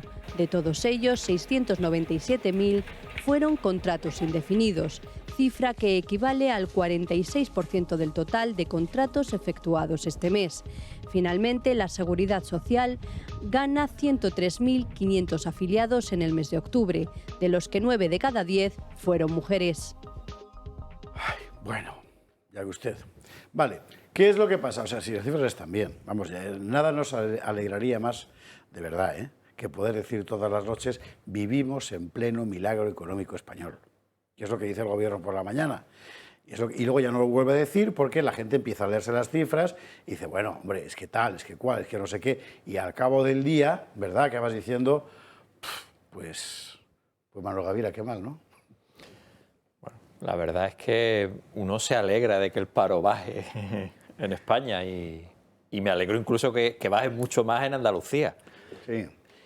Lo que ocurre es que a mí yo me planteo la duda y quiero analizar por qué, por ejemplo, baja el paro en el tema de la agricultura, que es una cuestión que conviene matizarla y que analizarla con detalle, porque las exportaciones agrícolas españolas están aumentando. Y esto está relacionado con la energía. Yo he consultado con especialistas y me dice, en Europa el tema de la energía está muy vinculado también a la agricultura, son muy grandes, muy altos los costes que tienen energéticos, y hace que las explotaciones agrícolas europeas muchas estén paralizadas por un tema de coste energético. Y de ahí está subiendo el empleo en Andalucía y de ahí están subiendo las exportaciones. Pero bueno, en cualquier caso, pues que el paro baje en España y que baje en Andalucía a mí me alegra mucho, con sinceridad. Hemos tenido dentro de esta cifra de empleos nuevos y tal, los fijos discontinuos, que sí, antes eran precarios, lumpen proletariado y ahora ya son dignos trabajadores, ¿verdad? Que tal. Los autónomos en cese de actividad también cuentan como trabajadores. Todo, aquí cuenta. Y por otra parte, del empleo creado hay una proporción que no la quiero citar de memoria porque me equivocaré, porque ya no la recuerdo, pero elevadísima de empleo público. Con lo cual seguimos casi el 50%. Más del 50%. El 60 y tantos de empleo público. Con lo cual al final estamos haciendo un pan con unas tortas, porque claro, así yo también arreglo el paro yo. Por eso el otro día el portavoz de Vox Cierto. en el Congreso le decía, Iván Espinosa Los Monteros, que si querían solucionar ya por completo el problema del paro, además de maquillar los datos y considerar estos fijos discontinuos dentro del sistema, cuando en el fondo son personas que no están trabajando, que por favor pues crease ya netear a la cantidad, convirtiendo a todo el mundo en empleado público. Esto es una situación muy grave en la que nos encontramos, y el intentar maquillar los datos, porque estamos hablando de una diferencia de 123.463 personas, nada más y nada menos. Es decir, que el paro no solo no baja, sino que sube en más de 96.000 personas en España. Esta es la realidad a la que nos enfrentamos. Todo lo demás son mentiras, todo lo demás es legislación que se ha utilizado por la izquierda, sobre todo hasta la última reforma de Yolanda Díaz, para intentar dar unos datos que no son verdaderos, que no son personas inactivas, no son demandantes de empleo, son parados, y no nos pueden vender lo contrario. Entonces, todo lo que se aleje de ahí, y más con el problema que tenemos, por ejemplo, en España con el desempleo juvenil, es engañarnos. Picotazo del maestro Álvaro Climent, como siempre aquí tema económico. Álvaro, mil gracias de verdad. El número de contratos cae un 21% interanual y un 32% desde el COVID. Y un 82% son temporales, lo vistan como lo vistan. Y la afiliación sube por la educación, mucha pública, y el sector público, defensa. Que no nos vendan motos. Álvaro Climent, no se están vendiendo muy bien. Claro, la gente empieza a leer. Lo que iba a decir yo, pero que del reportaje que hemos visto hay un dato que es realmente sorprendente, que es el porcentaje de contratos indefinidos que se arroga el gobierno para vender, que es que se ha acabado la precariedad laboral. Y eso es totalmente lo contrario, porque ahí es donde están metidos esos fijos discontinuos. Y no hay mayor precariedad, que es una precariedad estructural y no coyuntural, que la de los fijos discontinuos, porque es gente que se incorpora a trabajar en un mes, que puede estar trabajando 3 meses y que luego cesa en su actividad, y que eso lo hace de manera estructural todos los años, con lo cual su precariedad se está prolongando a lo largo del tiempo con difícil acceso a otras cosas. Y evidentemente la clave está en estos fijos discontinuos que aquí computa todo el mundo para que baje el paro. Estos datos evidentemente son difícilmente creíbles, estos datos constatan que el gobierno sigue haciendo del arte del birloque pues su política habitual y evidentemente, como decía Patricia anteriormente, este es un tema muy grave porque afecta a uno de los problemas estructurales de la economía española que tanto con este gobierno como con otros gobiernos anteriores no se ha atajado. Yo no puedo entender que a España le tenga que caer el mal estructural de ser uno de los países con mayor porcentaje de paro de Europa. Eso no puede ser. Eso solo es posible porque no ha habido una voluntad política de atajar este problema, porque España cuenta con herramientas jurídicas, o debería contar con herramientas jurídicas, sociales, económicas, etcétera, etcétera, para que ese porcentaje de paro bajase significativamente de manera estructural. Y es una reforma pendiente de nuestro mercado laboral que no se aborda en la agenda política por este gobierno y por otros gobiernos anteriores. El problema está perfectamente identificado. Las altas cifras de paro en España, que son, vamos, de siempre, ¿no? O sea, siempre estamos como el doble de la media de la Unión Europea, siempre. Sí, y el paro especialmente juvenil, el juvenil, ya no te digo. Esto tiene dos causas. Una legislación laboral muy que rígida, dificulta mucho la entrada y la salida del mercado de trabajo. Y segundo, un sistema educativo que no forma a la gente para encontrar el empleo que el sistema productivo necesita. Ya está. Si el problema está perfectamente, no hay ningún misterio. No hay ningún misterio. Y como los sindicatos quieren mantener este sistema porque ellos lo controlan y esto es lo que les da su poder, y el gobierno no quiere tener un sistema educativo de calidad porque lo que quiere es tener una masa de gente sin criterio a la que poder adoctrinar, pues no saldremos de aquí nunca. Pues sí. Exacto. Y bueno, es que lo que has comentado, el tema educativo, ¿no? La formación profesional, la gran asignatura pendiente en España para continuar desarrollando. Se dio algún paso en la Comunidad de Madrid, sobre todo pues por la presión, hay que decirlo, de Vox, que hizo al Partido Popular, y bueno, pues se han dado más ayudas, sobre todo además a mujeres, que esto que tanto critican desde la izquierda, pues en la Comunidad de Madrid sí que se ha fomentado. Pero bueno, es que hay que espabilar. Es que tenemos, creo que la cifra está ya en el 47% de desempleo juvenil, que son el futuro de España, nuestros jóvenes, que están sin empleo, que además de estar sin empleo tampoco tienen un futuro fuera, porque no se forman, con lo cual... Intentar maquillarlo con empleo público es hacerse trampas en el solitario, porque en el fondo es una carga financiera que tendremos que afrontar en el futuro, ¿no? Hablaba antes Alejo de los sindicatos. Hombre, estos hoy han echado su cuarto espadas. El país va tan bien. Se está creando tanto empleo y tanta riqueza. Y los ricos están amasando tanto dinero que ellos han decidido manifestarse. Para pedirle al gobierno que baje la luz, el gas, los huevos... No. Para pedirle a los empresarios que suban los salarios. Y ellos, los sindicatos, bueno, tienen su gracia. Vamos, hoy ha habido una concentración que hay un ejercicio. Cuando el periodismo era una profesión, no diré digna, pero mínimamente respetable, en fin. Todo el mundo sabía que con las cifras de las manifestaciones, pues bueno, había, como decir, efecto acordeón, ¿no? Bueno, pero una cosa es un acordeón y otra un organistrum, que es esto, es alucinante. Basta ver las cifras de manifestantes para saber de qué pie cojea, y con frecuencia es un auténtico muñón cada medio de comunicación. Bueno, hoy se manifestaban los sindicatos dinásticos, o sea, comisiones y UGT. ¿Contra quién? Contra los empresarios, claro. ¿Y en nombre de quién? Pues del gobierno, por supuesto, pidiendo que el sector privado suba los salarios. Bueno, vamos a escuchar a los líderes. Porque queremos que la patronal española sea plenamente consciente que nuestro lema salario o conflicto no es una broma. O hay salario o habrá conflicto. El tiempo nos da la razón. Allí donde ha habido conflicto hemos conseguido salario. Se han firmado decenas de convenios con aumentos de salario que permitan a los trabajadores y a las trabajadoras mantener su poder adquisitivo. Bueno, y le han preguntado, ¿y van a subir los salarios también a los trabajadores de los sindicatos? Y he dicho, cuando se llegue a un acuerdo, pues la media de todo el país. Ahí hay una diferencia importante. Los sueldos de las empresas privadas los pagan los empresarios privados, con la productividad de los trabajadores privados. Los sueldos de los sindicatos los pagan los empresarios privados, los trabajadores privados y todo el mundo. Y los contribuyentes. Claro, o sea, en fin, de verdad, es que se puede tener cara y luego lo de los sindicatos estos dos, que usted que le diga. En fin. Nada, os veo que el tema no os motiva nada, así que nos vamos a ir a la publicidad. Bueno, hay que hablar de lo del Banco Central. Claro, vamos a contarlo. Irene, perdóname, vamos a contar lo del Banco Central Europeo, porque es el último tema económico del día y luego ya nos metemos con Queipo de Llano con toda tranquilidad.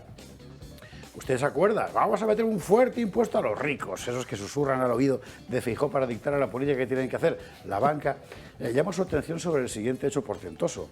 Cuando Pedro Sánchez llegó al poder, el primer tuit de felicitación a Sánchez fue de doña Ana Patricia Botín y del Banco de Santander, porque Sánchez llegaba subido en palmitas por toda la oligarquía financiera del país. Hemos llegado a fecha de hoy y el único efugio que ha encontrado la izquierda es decir que es que los ricos, ¿no? Que ellos no son nunca ellos, ¿verdad? Están apoyando a la derecha y tienen la culpa de todo. ¿Qué quiere que le diga? Bueno, anunciaron el impuesto contra la banca y no sé qué. Y el Banco Central Europeo, que es el que le está pagando la fiesta a Pedro Sánchez, ha dicho que, hombre, ¿usted sabe cuánta deuda pública hay en manos de los bancos españoles? ¿No? Bueno, nos lo contará un día Riera. Ahora vamos a ver lo que ha hecho el BCE. El Banco Central Europeo considera que el impuesto español a la banca podría poner en peligro una transmisión fluida de las medidas de política monetaria a la economía en general si las entidades afectadas registran unos beneficios bajos o pérdidas en el momento en que se recaude de forma efectiva el gravamen. Este importe podría no ser proporcional a la rentabilidad de una entidad de crédito, según ha señalado la institución en un dictamen donde también apuesta por que el tributo sea repercutido a los clientes. En su evaluación, el Banco Central Europeo recuerda que la materialización de riesgos a la baja en el entorno actual puede reducir de manera significativa la capacidad de pago de los deudores y, por lo tanto, el efecto neto de la normalización de la política monetaria sobre la rentabilidad de las entidades de crédito podría ser posiblemente menos positivo o incluso negativo en un horizonte temporal prolongado. En este sentido, defiende que, dado la determinación de los destinatarios del gravamen temporal atienda a los ingresos totales por intereses y comisiones correspondientes a 2019, es posible que estas entidades registren unos beneficios bajos o pérdidas en el momento en que se recaude de forma efectiva el gravamen. La institución advierte que si la capacidad de las entidades de crédito para alcanzar posiciones de capital adecuadas se ve perjudicada, esto podría poner en peligro una transmisión fluida de las medidas de política monetaria a la economía en general a través de los bancos. Asimismo, para el Banco Central Europeo, la base sobre la que se establecería el gravamen temporal no tiene en cuenta todo el ciclo económico y no comprende, entre otros, los gastos de explotación y el coste de riesgo de crédito, por lo que el importe del gravamen temporal podría no ser proporcional a la rentabilidad de una entidad de crédito. ¿Ha entendido usted algo de la explicación? Básicamente, ni se te ocurra tocarle un pelo a los bancos porque nos hacen falta. Y porque además no vas a conseguir que no repercutan en el cliente ese impuesto que quieres poner. Membrillo. Esto es traducido al español lo que ha dicho el Banco Central Europeo. Lo de membrillo es una licencia del traductor. Que por otra parte era de sentido común. Todas las medidas intervencionistas tienen un efecto directo y después toda una serie de efectos no deseados que por eso el Banco Central le dice, mire usted todo el problema en su conjunto, no solamente lo que usted va a recaudar. Vamos a ver, cuando suben los tipos de interés, los bancos tienen más beneficio, pero se piden menos créditos. Claro, efectivamente. Con lo cual ya una cosa va por la otra.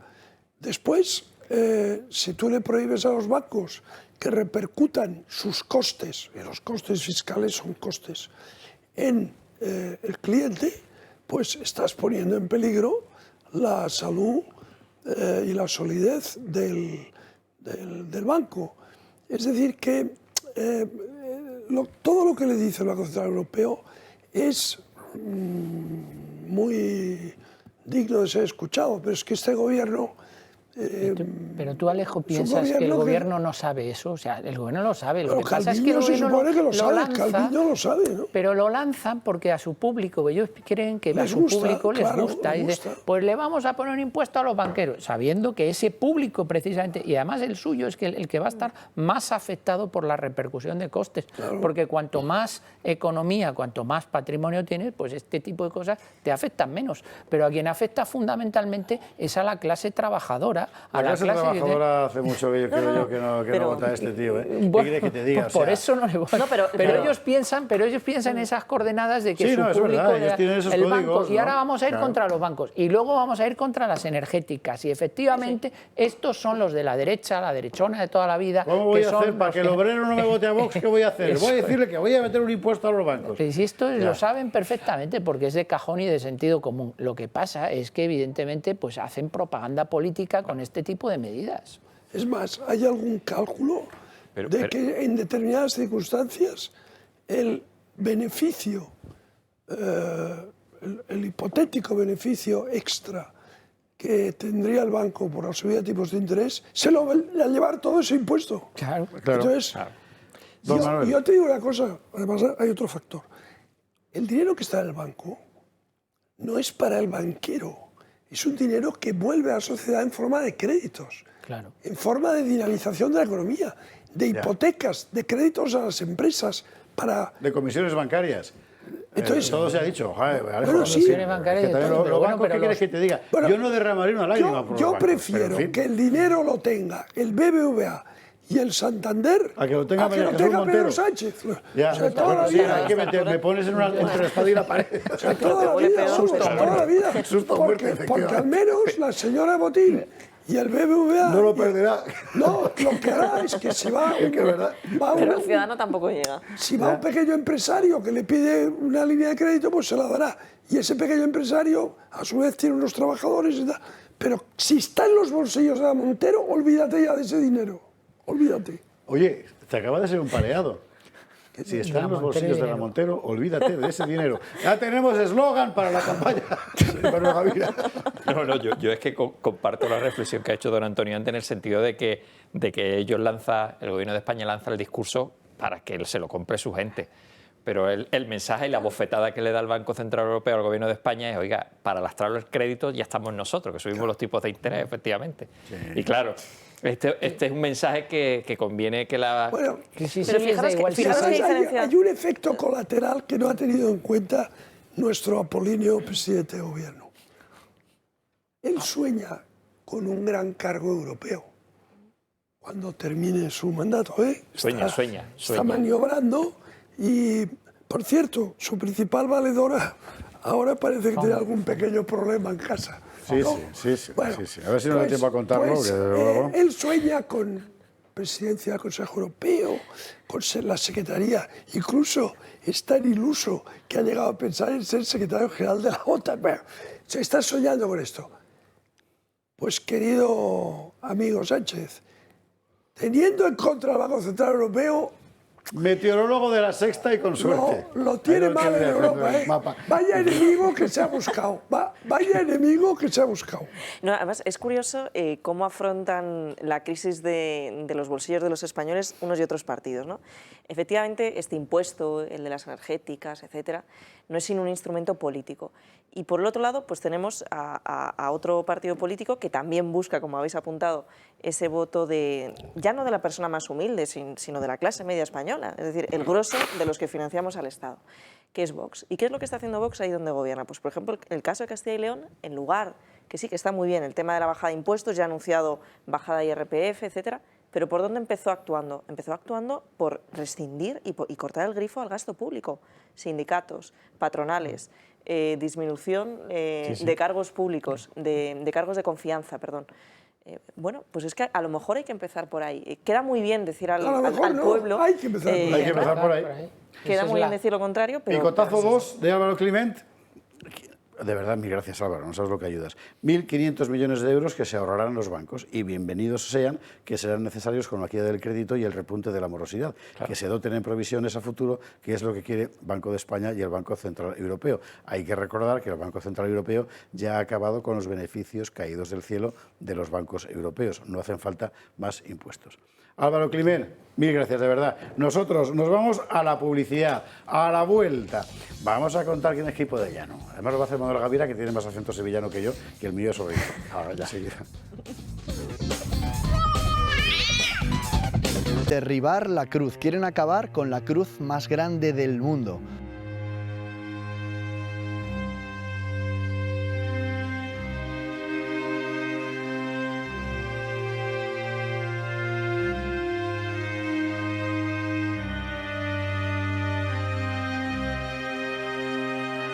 ¿Vamos a seguir dándole voz a la izquierda o vamos a defender la cruz? Quieren derribar la... Era Kake todavía, que estaba en bucle, pero va a valer la pena verlo porque lo que está pasando realmente es una locura talibán, literalmente talibán. Y además con muy mala leche, porque ha creado un problema donde no lo había. En fin, bueno, lo último, o lo penúltimo más bien, lo de Queipo de Llano, que como usted sabe fue exhumado con nocturnidad esta madrugada en la iglesia de la Macarena en Sevilla. Vamos a verlo. Poco más de 3 años separan a esta imagen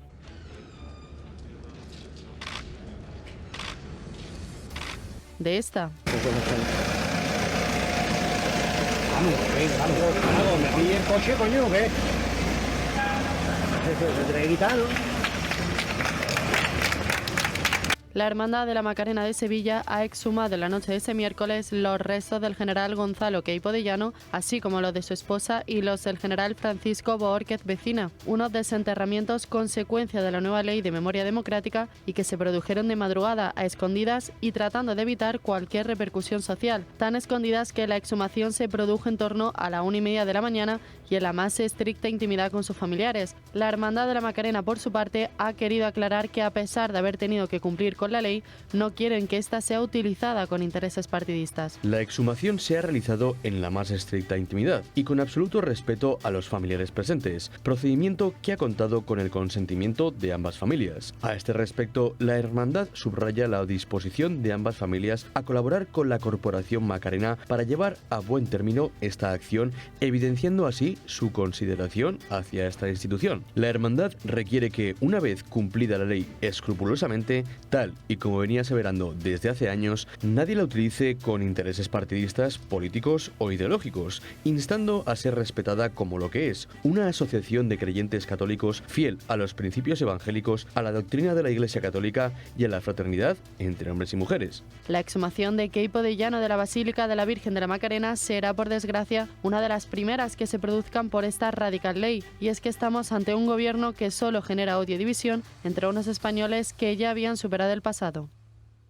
Reacciones a esta exhumación. Bueno, había una señora allí que estaba gritando cosas en la salida, ¿vale? Y luego, por otra parte, Abascal, que ha sacado un tuit, creo que podemos verlo en pantalla. Estos días en los que tantos españoles acuden a los cementerios para recordar y honrar a sus difuntos, los aprovechan Sánchez y sus secuaces para profanar sepulturas y perturbar el descanso de los muertos. Y, por otra parte, don Alberto Núñez Feijóo, que, por cierto, dicen que está rearmando ideológicamente al PP. Lo he dicho hoy en un periódico. Omito todo comentario porque sé que Alejo Vidal Quadras se va a derramar sobre este asunto. Feijóo, digo, que sobre este tema ha dicho lo siguiente. Pues mire, yo la verdad es que me gusta mucho más hablar de los vivos que de los muertos. Y creo que la política debe centrarse en solucionar los problemas de los vivos y dejar a los muertos en paz, pero allá cada uno con sus prioridades. Me preocupa mucho la situación económica de mi país, la situación social de mi país y la situación institucional de mi país. Y por tanto yo no voy a hacer política con los muertos porque no creo que esa sea la prioridad de los ciudadanos españoles en este momento. Y luego se extraña de que le llamen Feijóo. Pero vamos a ver. Pero si evidentemente no es política con los muertos, se llevan contra ti, lo han hecho por eso. Tú puedes fustigarles con el látigo de tu indiferencia, pero da igual, el salivazo aquí en la pechera. En la pechera te lo han puesto. En fin, es una cosa. El rearme ideológico de... Lo que es lamentable es la cobardía tanto de la jerarquía eclesiástica como en este caso de la hermandad titular de la Iglesia, ¿no? Vamos a ver, ¿cómo dice la hermandad que no quiere que se aproveche esto con fines partidistas o ideológicos? Si lo que es esta... Es un acto partidista ideológico. Esta profanación, porque esto no es una exhumación, es una profanación de la tumba, es un acto brutalmente y sectariamente ideológico. Es decir, no saben de lo que hablan esta buena gente. Entonces, esta monstruosidad que han hecho al desenterrar al general Queipo de Llano y a su esposa, esto se enmarca, se sitúa dentro de una operación que es diabólica, que es resucitar las dos Españas, reabrir las heridas que estaban cicatrizadas, liquidar la obra de reconciliación de la transición y utilizar políticamente ese encono para intentar sacar rédito electoral. Es una cosa repugnante. Es decir, yo no tengo más que condenar de la manera más enérgica que después de que en la transición, con la ley de amnistía, con la actitud que todo el mundo tomó de dejar la historia a los historiadores y de reconciliarnos y de mirar hacia adelante, que ahora esta gente se dedique a remover huesos, es que es algo de una bajeza y de una maldad que es realmente notable.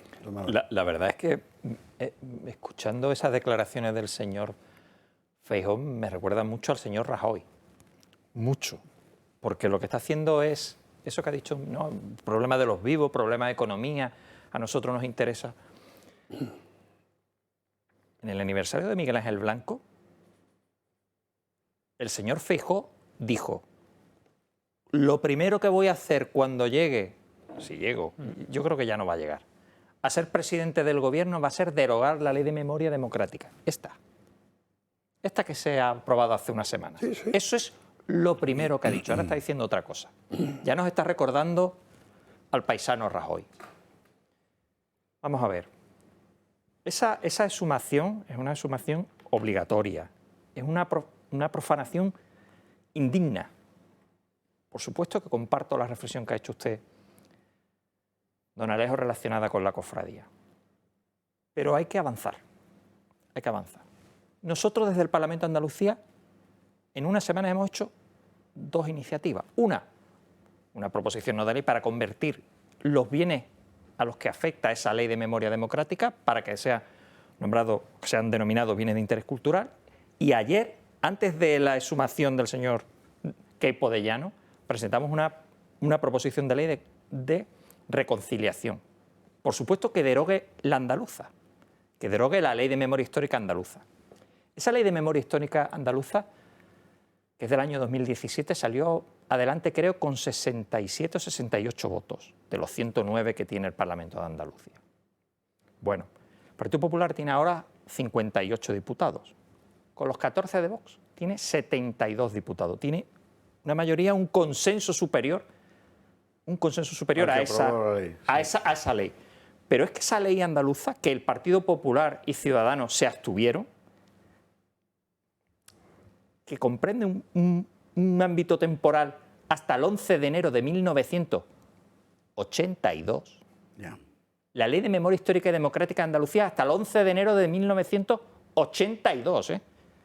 Que hay que ser desahogado. Bueno, pues vamos a intentar a ver si el señor... Ya la verdad es que se me ha quitado la ilusión de que esa ley prosperase, porque escuchando al señor Feijóo ya me da que el señor Moreno Bonilla, que es una de sus manos derechas, pues ya no lo va a hacer. Pero bueno, va a quedar como que el Partido Popular, desgraciadamente, hace lo de siempre. Prometer, insisto, el señor Feijóo en Hermua dijo: lo primero que voy a hacer es derogar esa ley. Pues si recapacita, reconsidera lo que acabo de escuchar, que empiece en Andalucía. Tiene una mayoría suficiente y tiene 14 diputados de regalo para eliminar la Ley de Memoria Histórica Democrática de Andalucía. Me da que el señor Moreno Bonilla no va a hacer frente común con su líder nacional. Y vamos a estar en lo de siempre. Partido Popular, que aquí dice una cosa y allí dice otra. Yo estoy totalmente de acuerdo con lo que acaba de comentar Manuel, y si hay en algo hay que hacer política es en esto, porque este es el gran problema que llevamos padeciendo en España, este es el proyecto político que apuntaba Alejo anteriormente, que llevamos padeciendo en España desde el año 2004 con el señor Rodríguez Zapatero. Es las dos Españas, es avivar el enfrentamiento entre los españoles y cargarse la gran obra, o por lo menos el consenso que supuso la transición. Y hemos asistido a lo largo de estos años a la incomparecencia del Partido Popular. Es decir, es difícil que tú ganes un partido sin compareces. Estas declaraciones son típicas del Partido Popular en los últimos años. No, es que esto no hago nosotros, no voy a hacer política con esto. Justo con esto es con lo que tienes que hacer política, con este tipo de cosas. Y probablemente por este tipo de cosas es por lo que se explica que haya surgido un partido que sí hace política con esto y que da la batalla y comparece, que es Vox. Y aquí tengo que sacar una frase que le escuché el otro día a alguien relevante de Vox en una conversación con él, y decía: tengo plena confianza en el Partido Popular, no va a hacer nada, por lo tanto probablemente nosotros gobernemos en el futuro. Y el Partido Popular, si se empeña en ese tipo de situaciones, sin seguir compareciendo en esta batalla que hay que dar ideológica y política, porque no es solo económica, los problemas de España no son simplemente económicos, hay unas deficiencias estructurales desde el punto de vista político, desde el punto de vista social, de ingeniería social y de ingeniería de enfrentamientos entre españoles que ha azuzado a la izquierda en los últimos años, que hay que combatir. Y luego con el tuit de Santiago Abascal, decir que perturba a los muertos, no, el señor Sánchez perturba a los vivos y a los muertos. Patricia. No, bueno, yo sin embargo sí que aquí tengo que diferir un poco. Estoy de acuerdo en que es necesaria la batalla cultural, la batalla ideológica, que unas declaraciones como las de Alberto Núñez Feijóo, bueno, pues dicen mucho de la postura actual del Partido Popular, la misma que ha tenido siempre. Pero bueno, forma parte de su estrategia. Hemos conocido esa negociación del Consejo General del Poder Judicial en las últimas 24 horas, cómo se ha acelerado, cómo los conservadores parecía que ya tenían una persona, al final los progresistas proponen. Todo forma parte de una estrategia y puede que no le vaya tan mal al Partido Popular haciendo ello. Eso sí, a corto plazo. Porque ahí sí que coincido con don Antonio en que, bueno, pues en un futuro más lejano esto puede valer a lo mejor para ganar unas elecciones a finales de 2023. Pero ¿qué sucederá entonces cuando España se recupere económicamente? Cuando ese voto de rechazo de Sánchez, que ahora por primera vez en la historia, como sucedió en Andalucía, se va a desplazar a la derecha. Cuando ya la gente vuelva a estar en una circunstancia adecuada, buena, pues que entonces a lo mejor el ciudadano elegirá otras cosas más allá de la economía. Y por eso es tan importante, bueno, pues poner sobre la mesa lo que sucedió la noche pasada. No, pero el Partido Popular nunca ha entendido, quizá en algún momento de la etapa de Aznar había allí gente que tenía un poquito de ambición en el campo ideológico y en el campo moral, pero fue efímero. El Partido Popular nunca ha entendido que la izquierda actual, el PSOE y sus íncubos y súcubos aliados, tiene un objetivo, que es la destrucción de nuestro orden social. Es decir, es un proyecto tremendamente corrosivo. O sea, van a destruir todo lo que hace una sociedad sólida, viable, próspera, segura, la familia, por supuesto la libre empresa, la tradición, las creencias. Es decir, todo van a destruir este orden social, el imperio de la ley. O sea, sí, Alejo, son un peligro. Entonces, frente a esto, tienes que dar la batalla a las ideas, tienes que dar la batalla cultural. Yo cuando veo a Cuca Gamarra en la tribuna del Congreso soltando las consignas y los lugares comunes y veo a Cayetana Álvarez de Toledo sentada en la quinta fila, es que se me revuelven las tripas. Cada vez que veo un vídeo de Cayetana, que ha hecho una gira ahora por Hispanoamérica fantástica y tal, o el otro día le vi una conversación con Pablo Lora. Es que teniendo esa portavoz posible que machacaría a Sánchez y a todos sus corifeos, ¿cómo la tienes sentada, calladita, marginada en el ostracismo? O sea, es que el PP no entiende la naturaleza de esa batalla. No la ha entendido nunca. No la ha entendido nunca porque tiene que hacerse una reflexión fundamental. El PP sigue viéndose a sí mismo como partido conservador, ¿verdad? De Cánovas, del orden institucional, donde hay la izquierda, que es el PSOE, y ese mundo murió hace decenios. Murió con Zapatero. No existe. Murió con Zapatero y no tienen el valor de verlo así. Y tienen que entender que lo que se está jugando ahí no es la memoria de Queipo de Llano. Bueno, ya hemos hablado al principio de él y yo no voy a hablar más del asunto. Lo que se está jugando ahí es la deslegitimación del conjunto de la transición democrática. Y, por tanto, la deslegitimación de la derecha social como agente legítimo en la vida pública. Y la unidad de España. Y sacarlos de ahí. Y la unidad de España. Permíteme un segundo. La unidad de España está seriamente amenazada. Sí, pero y cuando tu país está amenazado en su existencia, tú te dedicas a hablar de la economía. Es que no entender nada. No entender nada. Precisamente, don Alejo, yo comparto toda su reflexión, pero si le preguntásemos al PSOE ¿qué Partido Popular quiere? Diría, el de esas declaraciones de Feijóo. Y esto es lo que hay que explicar, que el Partido Popular, ese Partido Popular que tenemos ahora, el de esas declaraciones, es el con el que está cómodo el PSOE. Y no solo el PSOE, los votantes del PSOE. Por eso Feijóo da esas declaraciones. Bueno, en fin, pues esto es lo que hay. Aquí el problema, ciertamente, es Queipo de Llano, el episodio histórico, hay que contarlo, claro.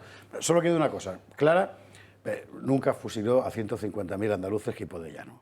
Primero porque no había, y luego porque usted sabe la cantidad de gente, eso es como lo de los españoles mataron a 90 millones de indígenas en América. ¿Usted sabe lo que es? Matar a 90 millones de indígenas con arcabuces. Si no había 90 millones. No los mató ni empezado por ahí. No los mató ni Stalin. Lo que hay. Publi. Y a la vuelta, vamos a hablar de alguien que sí que muere. Los suicidios que están ocurriendo en España, donde la cifra es elevadísima. Y, por cierto, cada vez más jóvenes. Y, por cierto, muchos más hombres que mujeres. ¿Y por qué está pasando aquí? ¿Y por qué nadie habla de ello? Enseguida lo vemos. 23:41, 22:41 en Canarias, y vamos a hablar de un asunto del que normalmente en las televisiones está prohibido hablar. Y mire usted por dónde, como no se habla, crece, y es el típico elefante en la habitación, que es la cuestión de los suicidios. Hoy en Madrid, tal vez si usted ha circulado por aquí, habrá visto algo que le habrá llamado la atención. Desde el año 1975 hasta el año 2020, el número de suicidios ha crecido un 190%. Todo lo relacionado con esta verdadera pandemia, bajo la excusa de evitar un efecto llamada, no lo verás en televisión. Al no mencionarse, se invisibiliza, y al invisibilizarse, se cronifica. ¿Desde cuándo evitar hablar de un problema en televisión ha ayudado a evitarlo? ¿Acaso omitir la nacionalidad de los delincuentes en televisión ha hecho que los extranjeros cometan menos delitos en España? Esta pandemia silenciosa se esconde tras aquello que llaman la época del mayor bienestar material y tecnológico. Pero teniendo todo, cada día 11 personas deciden quitarse la vida. 11 padres, 11 hijos, 11 amigos. 11 personas piensan que es mejor morir que vivir. 11 cada día. Cerca de 200 personas lo intentan cada día. 200 cada día. Hay causas aparentes claras. La precariedad laboral, la imposibilidad de acceder a una vivienda, la corrupción política y la eterna incertidumbre son solo algunas de ellas. Pero hay algo más allá tras estas evidencias, algo oculto, algo que da forma a estas causas. El destierro de Dios, la negación de la patria y la destrucción de la familia son ese algo, esa primera causa de la desesperación del alma. Nos hemos vaciado de aquello que realmente nos hacía ricos sin tener mucho, para llenarnos de aquello que nos hace vivir consumiendo constantemente fármacos, drogas y antidepresivos para poder soportar la existencia. Debes recuperar lo que te han quitado. Ten ganas de vivir, ten ganas de entrenar, ten ganas de trabajar, ten ganas de ser amable, ten ganas de crecer, ten ganas de formar una familia, de educar a tus hijos y de cuidar a tu esposa. Ten ganas de hablar con Dios. Ten ganas de luchar por todo lo que tu patria representa. Lucha, ama, reza, vive. Bueno, pues sí que lo ve usted en televisión. Don Carlos Sanfrutos, presidente de FACTA, muy buenas noches, ¿qué tal? Muchas gracias, José Javier, por invitarme. Faltaría más, responsable fundamental de esta campaña, que viene a tocar un asunto que es el típico asunto prohibido. La teórica es, cada vez que se habla de suicidio públicamente, el resultado es mimético, que hace un montón de gente se suicide por ello. Y con esa especie de convicción, se ha convertido en un asunto del que está prohibido hablar y en un problema que, sin embargo, crece a medida que la sociedad, y en ese sentido el texto del vídeo me ha parecido particularmente oportuno, se va vaciando de cosas. Claro, en la campaña lo que hemos querido denunciar es que son 11 personas, son 11 compatriotas, 11 vecinos, 11 amigos, 11 familiares que mueren cada día y eso no sale. Al final muere un negro en la otra punta del mundo y aquí hay manifestaciones por ello. Y dice, pero ¿cómo puede ser que luego muere tu vecino y aquí nadie protesta por ello? O sea, ¿qué vale una vida? Porque al final, uno de los datos de la campaña era sobre que mueren 100 veces más personas por suicidio que por violencia de género. Y las partidas destinadas a combatir la violencia de género y combatir el suicidio, pues claro, no son proporcionales. Y al final dices, hay víctimas de segunda y de primera, ¿por qué tenemos que financiar los chochochiringuitos y a Irene Montero? ¿Y es posible destinar partidas a la prevención del suicidio? ¿El qué? ¿Es posible destinar partidas a la prevención del suicidio? Desde luego. ¿Eso cómo se haría? De hecho, el Senado, PSOE y los partidos separatistas han votado en contra del plan de prevención del suicidio y ahí está, que al final parece que las víctimas de suicidio no dan votos. Había un plan de prevención del suicidio en las Cortes. Sí, y el Senado lo ha tirado. ¿Quién lo presentó? Lo presentaría, supongo, el Partido Popular con Vox. Qué cosa más increíble. Bueno, ¿qué es exactamente lo que se ha movido a esto? Porque es el tipo de campaña que, perdón si me meto en un asunto delicado, pero es el tipo de campaña en el que uno no se embarca si no ve alrededor esa pues afortunadamente, por mi parte, tengo que decir que no tengo ninguna relación cercana de un suicidio, pero sí que lo veo cada vez más cerca, que la tónica habitual es que ves cada vez que más jóvenes, y de hecho las estadísticas lo reflejan, cada vez más jóvenes se quieren quitar la vida o se la quitan. De hecho, en las televisiones uno de los datos más graves es que 200 personas intentan suicidarse cada día. En las televisiones que habéis puesto vosotros por ahí, que son como esta, ¿no? Sí, hemos tipo de puesto pantallas. decenas de televisiones por Madrid con los datos que avalan el vídeo y al final dices, España está a la cabeza a nivel mundial del consumo de ansiolíticos y antidepresivos. En España 200 personas se intentan suicidar cada día, 11 personas mueren cada día, 3 de cada 4 suicidios los cometen hombres. Al final es un problema muy grave que la televisión lo ha silenciado. 3 de cada 4, efectivamente la televisión lo silencia. Por eso que te estaba contando yo de esa convicción que existía acerca de que hablar del problema lo aumenta. A lo mejor es verdad. De hecho, con la famosa violencia de género, es verdad que los casos, bueno, en realidad se mantienen estables, prefiero hablar de ellos en absoluto no ha servido ni para una cosa ni para otra, pero el problema existe. No hay un teléfono de asistencia. El 024, de hecho, si hablo de memoria, el primer mes creo que recibió como 15.000 llamadas y cerca de 290 intentos de suicidio o algo así. El primer mes de este año, de 2022. El primer mes del teléfono, del 024. ¿Y es efectivo? ¿Sí? Evita suicidio. Claro, cualquier medio que se ponga, o sea, evita. O sea, cualquier cosa que aporta a que la gente no se quite la vida, no lo intente. Es que vivimos una generación en la que la gente, o sea, es que es muy claro en el vídeo, la gente prefiere morir a vivir. ¿Por qué pasa eso? Porque esta generación está desarraigada, le han quitado todo, le han quitado a Dios, le han quitado la patria, le han quitado la familia y está mal viviendo en trabajos precarios y lo único que le llena es salir y beber los fines de semana y tener una suscripción a plataformas digitales horribles que intentan cambiar la historia de su patria. Precisamente, ¿cuál es? Imagino que efectivamente en las personas jóvenes se ha incrementado este índice de suicidio en España, pero ahora mismo, ¿cuál es el perfil medio, hombre, mujer, edad? que más comete el suicidio en España? Pues realmente, o sea, es hombre. O sea, 3 de cada 4 suicidios los cometen hombres. Y lo que está, sobre todo, es creciendo entre la población de 15 a 29 años. Creo que en los últimos 20 años ha crecido como un 290%. La edad media va bajando, efectivamente. Claro. La media O sea, en la edad que se supone que más uno quiere vivir, desarrollarse. Sí, cuando tienes toda la vida por ver y vivir, pues es cuando la gente pues no quiere vivir. Y de algún modo se puede entender. ¿Qué horizonte tiene un joven español de 19, 20 años?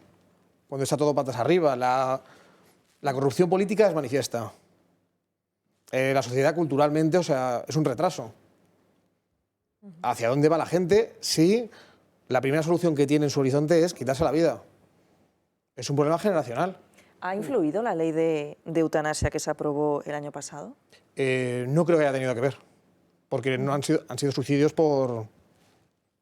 Sí, por otro tipo de casos, efectivamente. No son prácticas de eutanasia, sino... A mí me gustaría hacer, compartiendo lo que has dicho, hacer una reflexión y hacerte una pregunta, si puede ser.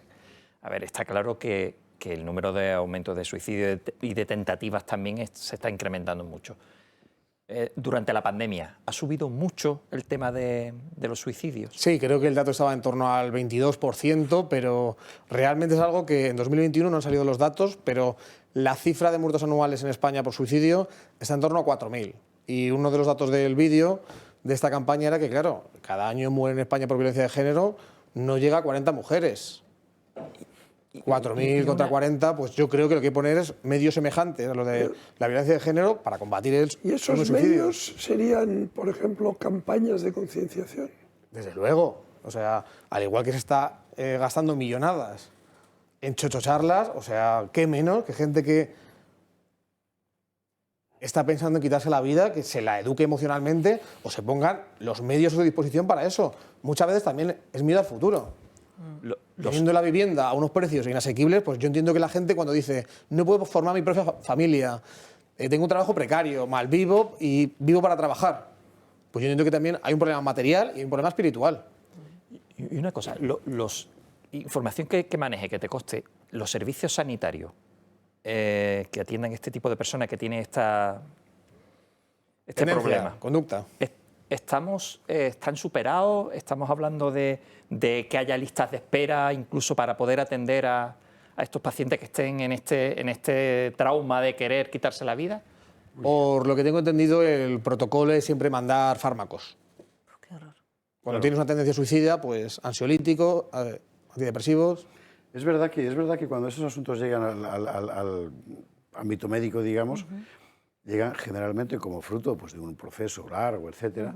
Es decir, que no es un suicidio repentino, que me parece que son los más, no obstante, o una tendencia depresiva que nadie ha sido capaz de ver, y la solución de protocolo médico siempre es efectivamente farmacológica. Claro. Y perdonad que insista, porque creo que no me he explicado bien con el tema de la ley de eutanasia, pero lo comentaba porque conozco en concreto a 2 personas que forman parte de este tribunal en la Comunidad de Madrid que decide si se concede o no se concede, y me cuentan que mucha gente joven presenta la solicitud precisamente porque su intención es el suicidio. Evidentemente a estas personas en concreto no se las conceden, pero sería muy interesante investigar por ahí. Lo que pasa que, claro, es muy difícil acceder a esos datos porque, claro, la ley de eutanasia no solo comprende cuestiones físicas, también psicológicas, y ahí entra la persona que se quiere suicidar. Por eso te hacía la pregunta antes.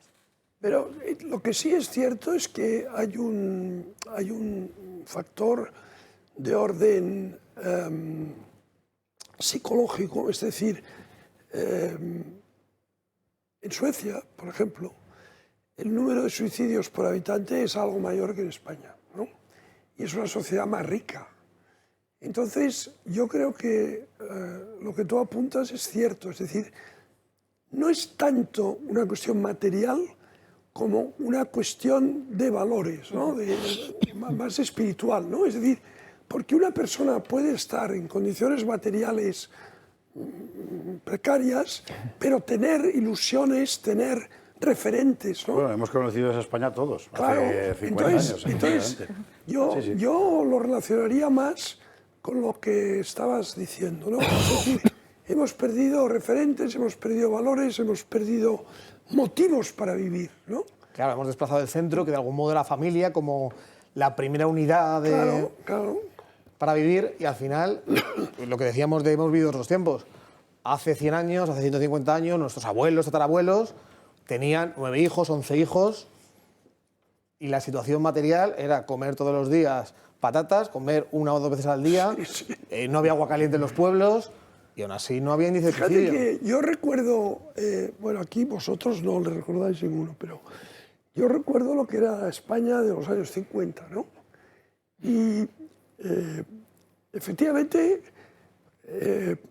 no había ningún lujo. Y yo era de los 60 y efectivamente, No, en no, general, no había ningún lujo. Y el salto de los 50 a los 60 es... Se comía pues de una manera sobria, ¿no? Patata hervida, judía verde, ¿no? Una tortillita, todo.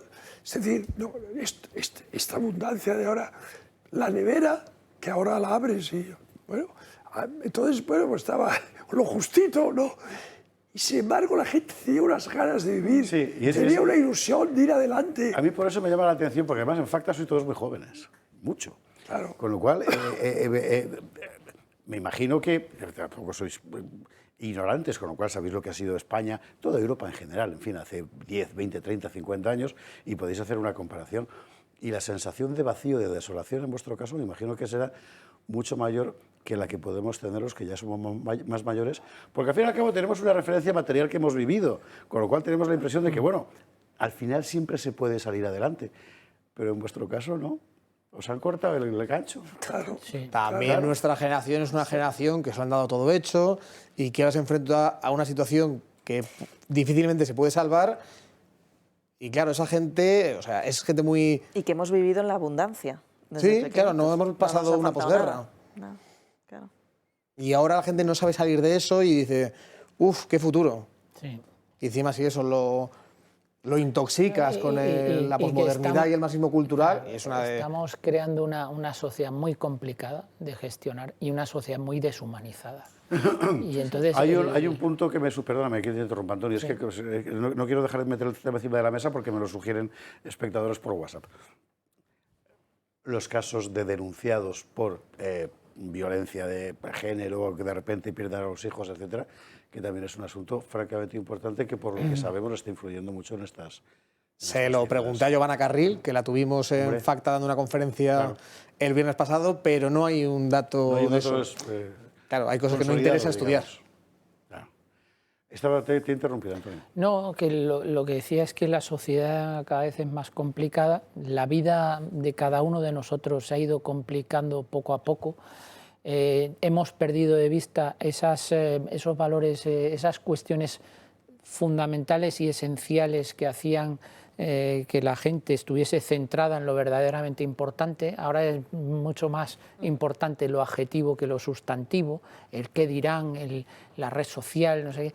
Los jóvenes lo tienen hoy en día muy complicado afianzar su personalidad porque les llegan inputs de todos los sitios y entonces como no seas una persona que esté realmente equilibrada, pues te puedes ir separando del camino recto. Y lo que decías tú también tienes razón, es decir, es una sociedad que se le ha dado todo y que no sabe afrontar la más mínima dificultad. Una sociedad a la que se le ha hecho creer que lo tenía todo. Que lo tenía todo, efectivamente. Final, claro. Y esta situación lo hemos visto. Yo creo que el índice, y vosotros tendréis estos datos probablemente, el índice de suicidios después de la pandemia ha aumentado considerablemente, o por lo menos significativamente, porque la gente ha visto una crisis, algo que no estaba acostumbrado a lidiar con ello, y entonces las depresiones por lo menos han aumentado y supongo que el número de suicidios también. Digamos que es una sociedad en la que los individuos, en general, siempre hay excepciones, claro, no están preparados para afrontar la dificultad, el fracaso y la contrariedad. Es interesante. ¿No? Son más frágiles. Es decir, a medida que se fragiliza la comunidad, resulta, y para poner el acento del individuo en sus necesidades. Hombre, es que la comunidad se fragiliza porque se fragiliza el individuo. Sin embargo, ¿dónde está la solución? ¿No? Yo creo que un primer paso es lo que apuntabas de estas ayudas, ¿no? que tanto se destina a una violencia de género mal llamada, ¿no? por razón de sexo, y tampoco se destina a la verdadera principal causa ya de muerte no natural en España, pero también es la cuestión de la educación. No podemos estar cambiando de modelos de educación cada X años y agitar la alfombra y cambiarlo por completo. Tenemos que seguir una pauta y tenemos que recordar cuáles son nuestras raíces como cultura occidental cristiana. Esto es muy importante, porque ese desazón que sienten muchos jóvenes, que ni siquiera ya son capaces ya no de crear lazos personales con parejas, ni siquiera con amigos, con amistades, se ha perdido tanto. Y bueno, esto a lo mejor si se volviese a enseñar en el colegio, ya que en las casas se ha perdido, pues podría ser un buen comienzo. No sé qué opinas sobre eso. Claro, nosotros al final del vídeo, en la campaña, lo que hemos intentado proponer, recupera lo que te han quitado, y al final te han quitado el sentido de pertenencia a una comunidad. ¿Por qué hay un alto índice de suicidios? Porque en esta sociedad atomizada ya no perteneces a nada, ya estás desarraigado, apenas te hablas con la familia, no crees en Dios, no tienes un sentido espiritual de la existencia, no crees en la patria, porque no hay patria, tú eres un ciudadano de una ciudad global, del mundo. Estás solo, efectivamente. Como en el poema de Río La Rochelle, somos los hombres de hoy, estamos solos, ya no creemos en Dios, ya no creemos en Marx, ya no creemos en... Y por eso me parece tan fácil como recuperar eso. Gran campaña. Carlos Frutos, enhorabuena, gracias por esta campaña de Facta, que nosotros hemos hablado aquí de lo que no se puede hablar. Mire usted por dónde. Es una especialidad de la casa. Don Manuel Gavira, don Antonio Alonso Timón, don Alejo Vidal Cuadras, doña Patricia Sanz, muchas gracias por estar esta noche aquí con nosotros. Enhorabuena, Carlos, gracias por la campaña y con ello seguiremos, además, lo seguiremos contando. Mañana, más gato al agua. Y por cierto, mañana vamos a hablar de educación especial y discapacidad en el Gato de los Usares, con una protagonista. Ya verás tú qué historia. Buenas noches.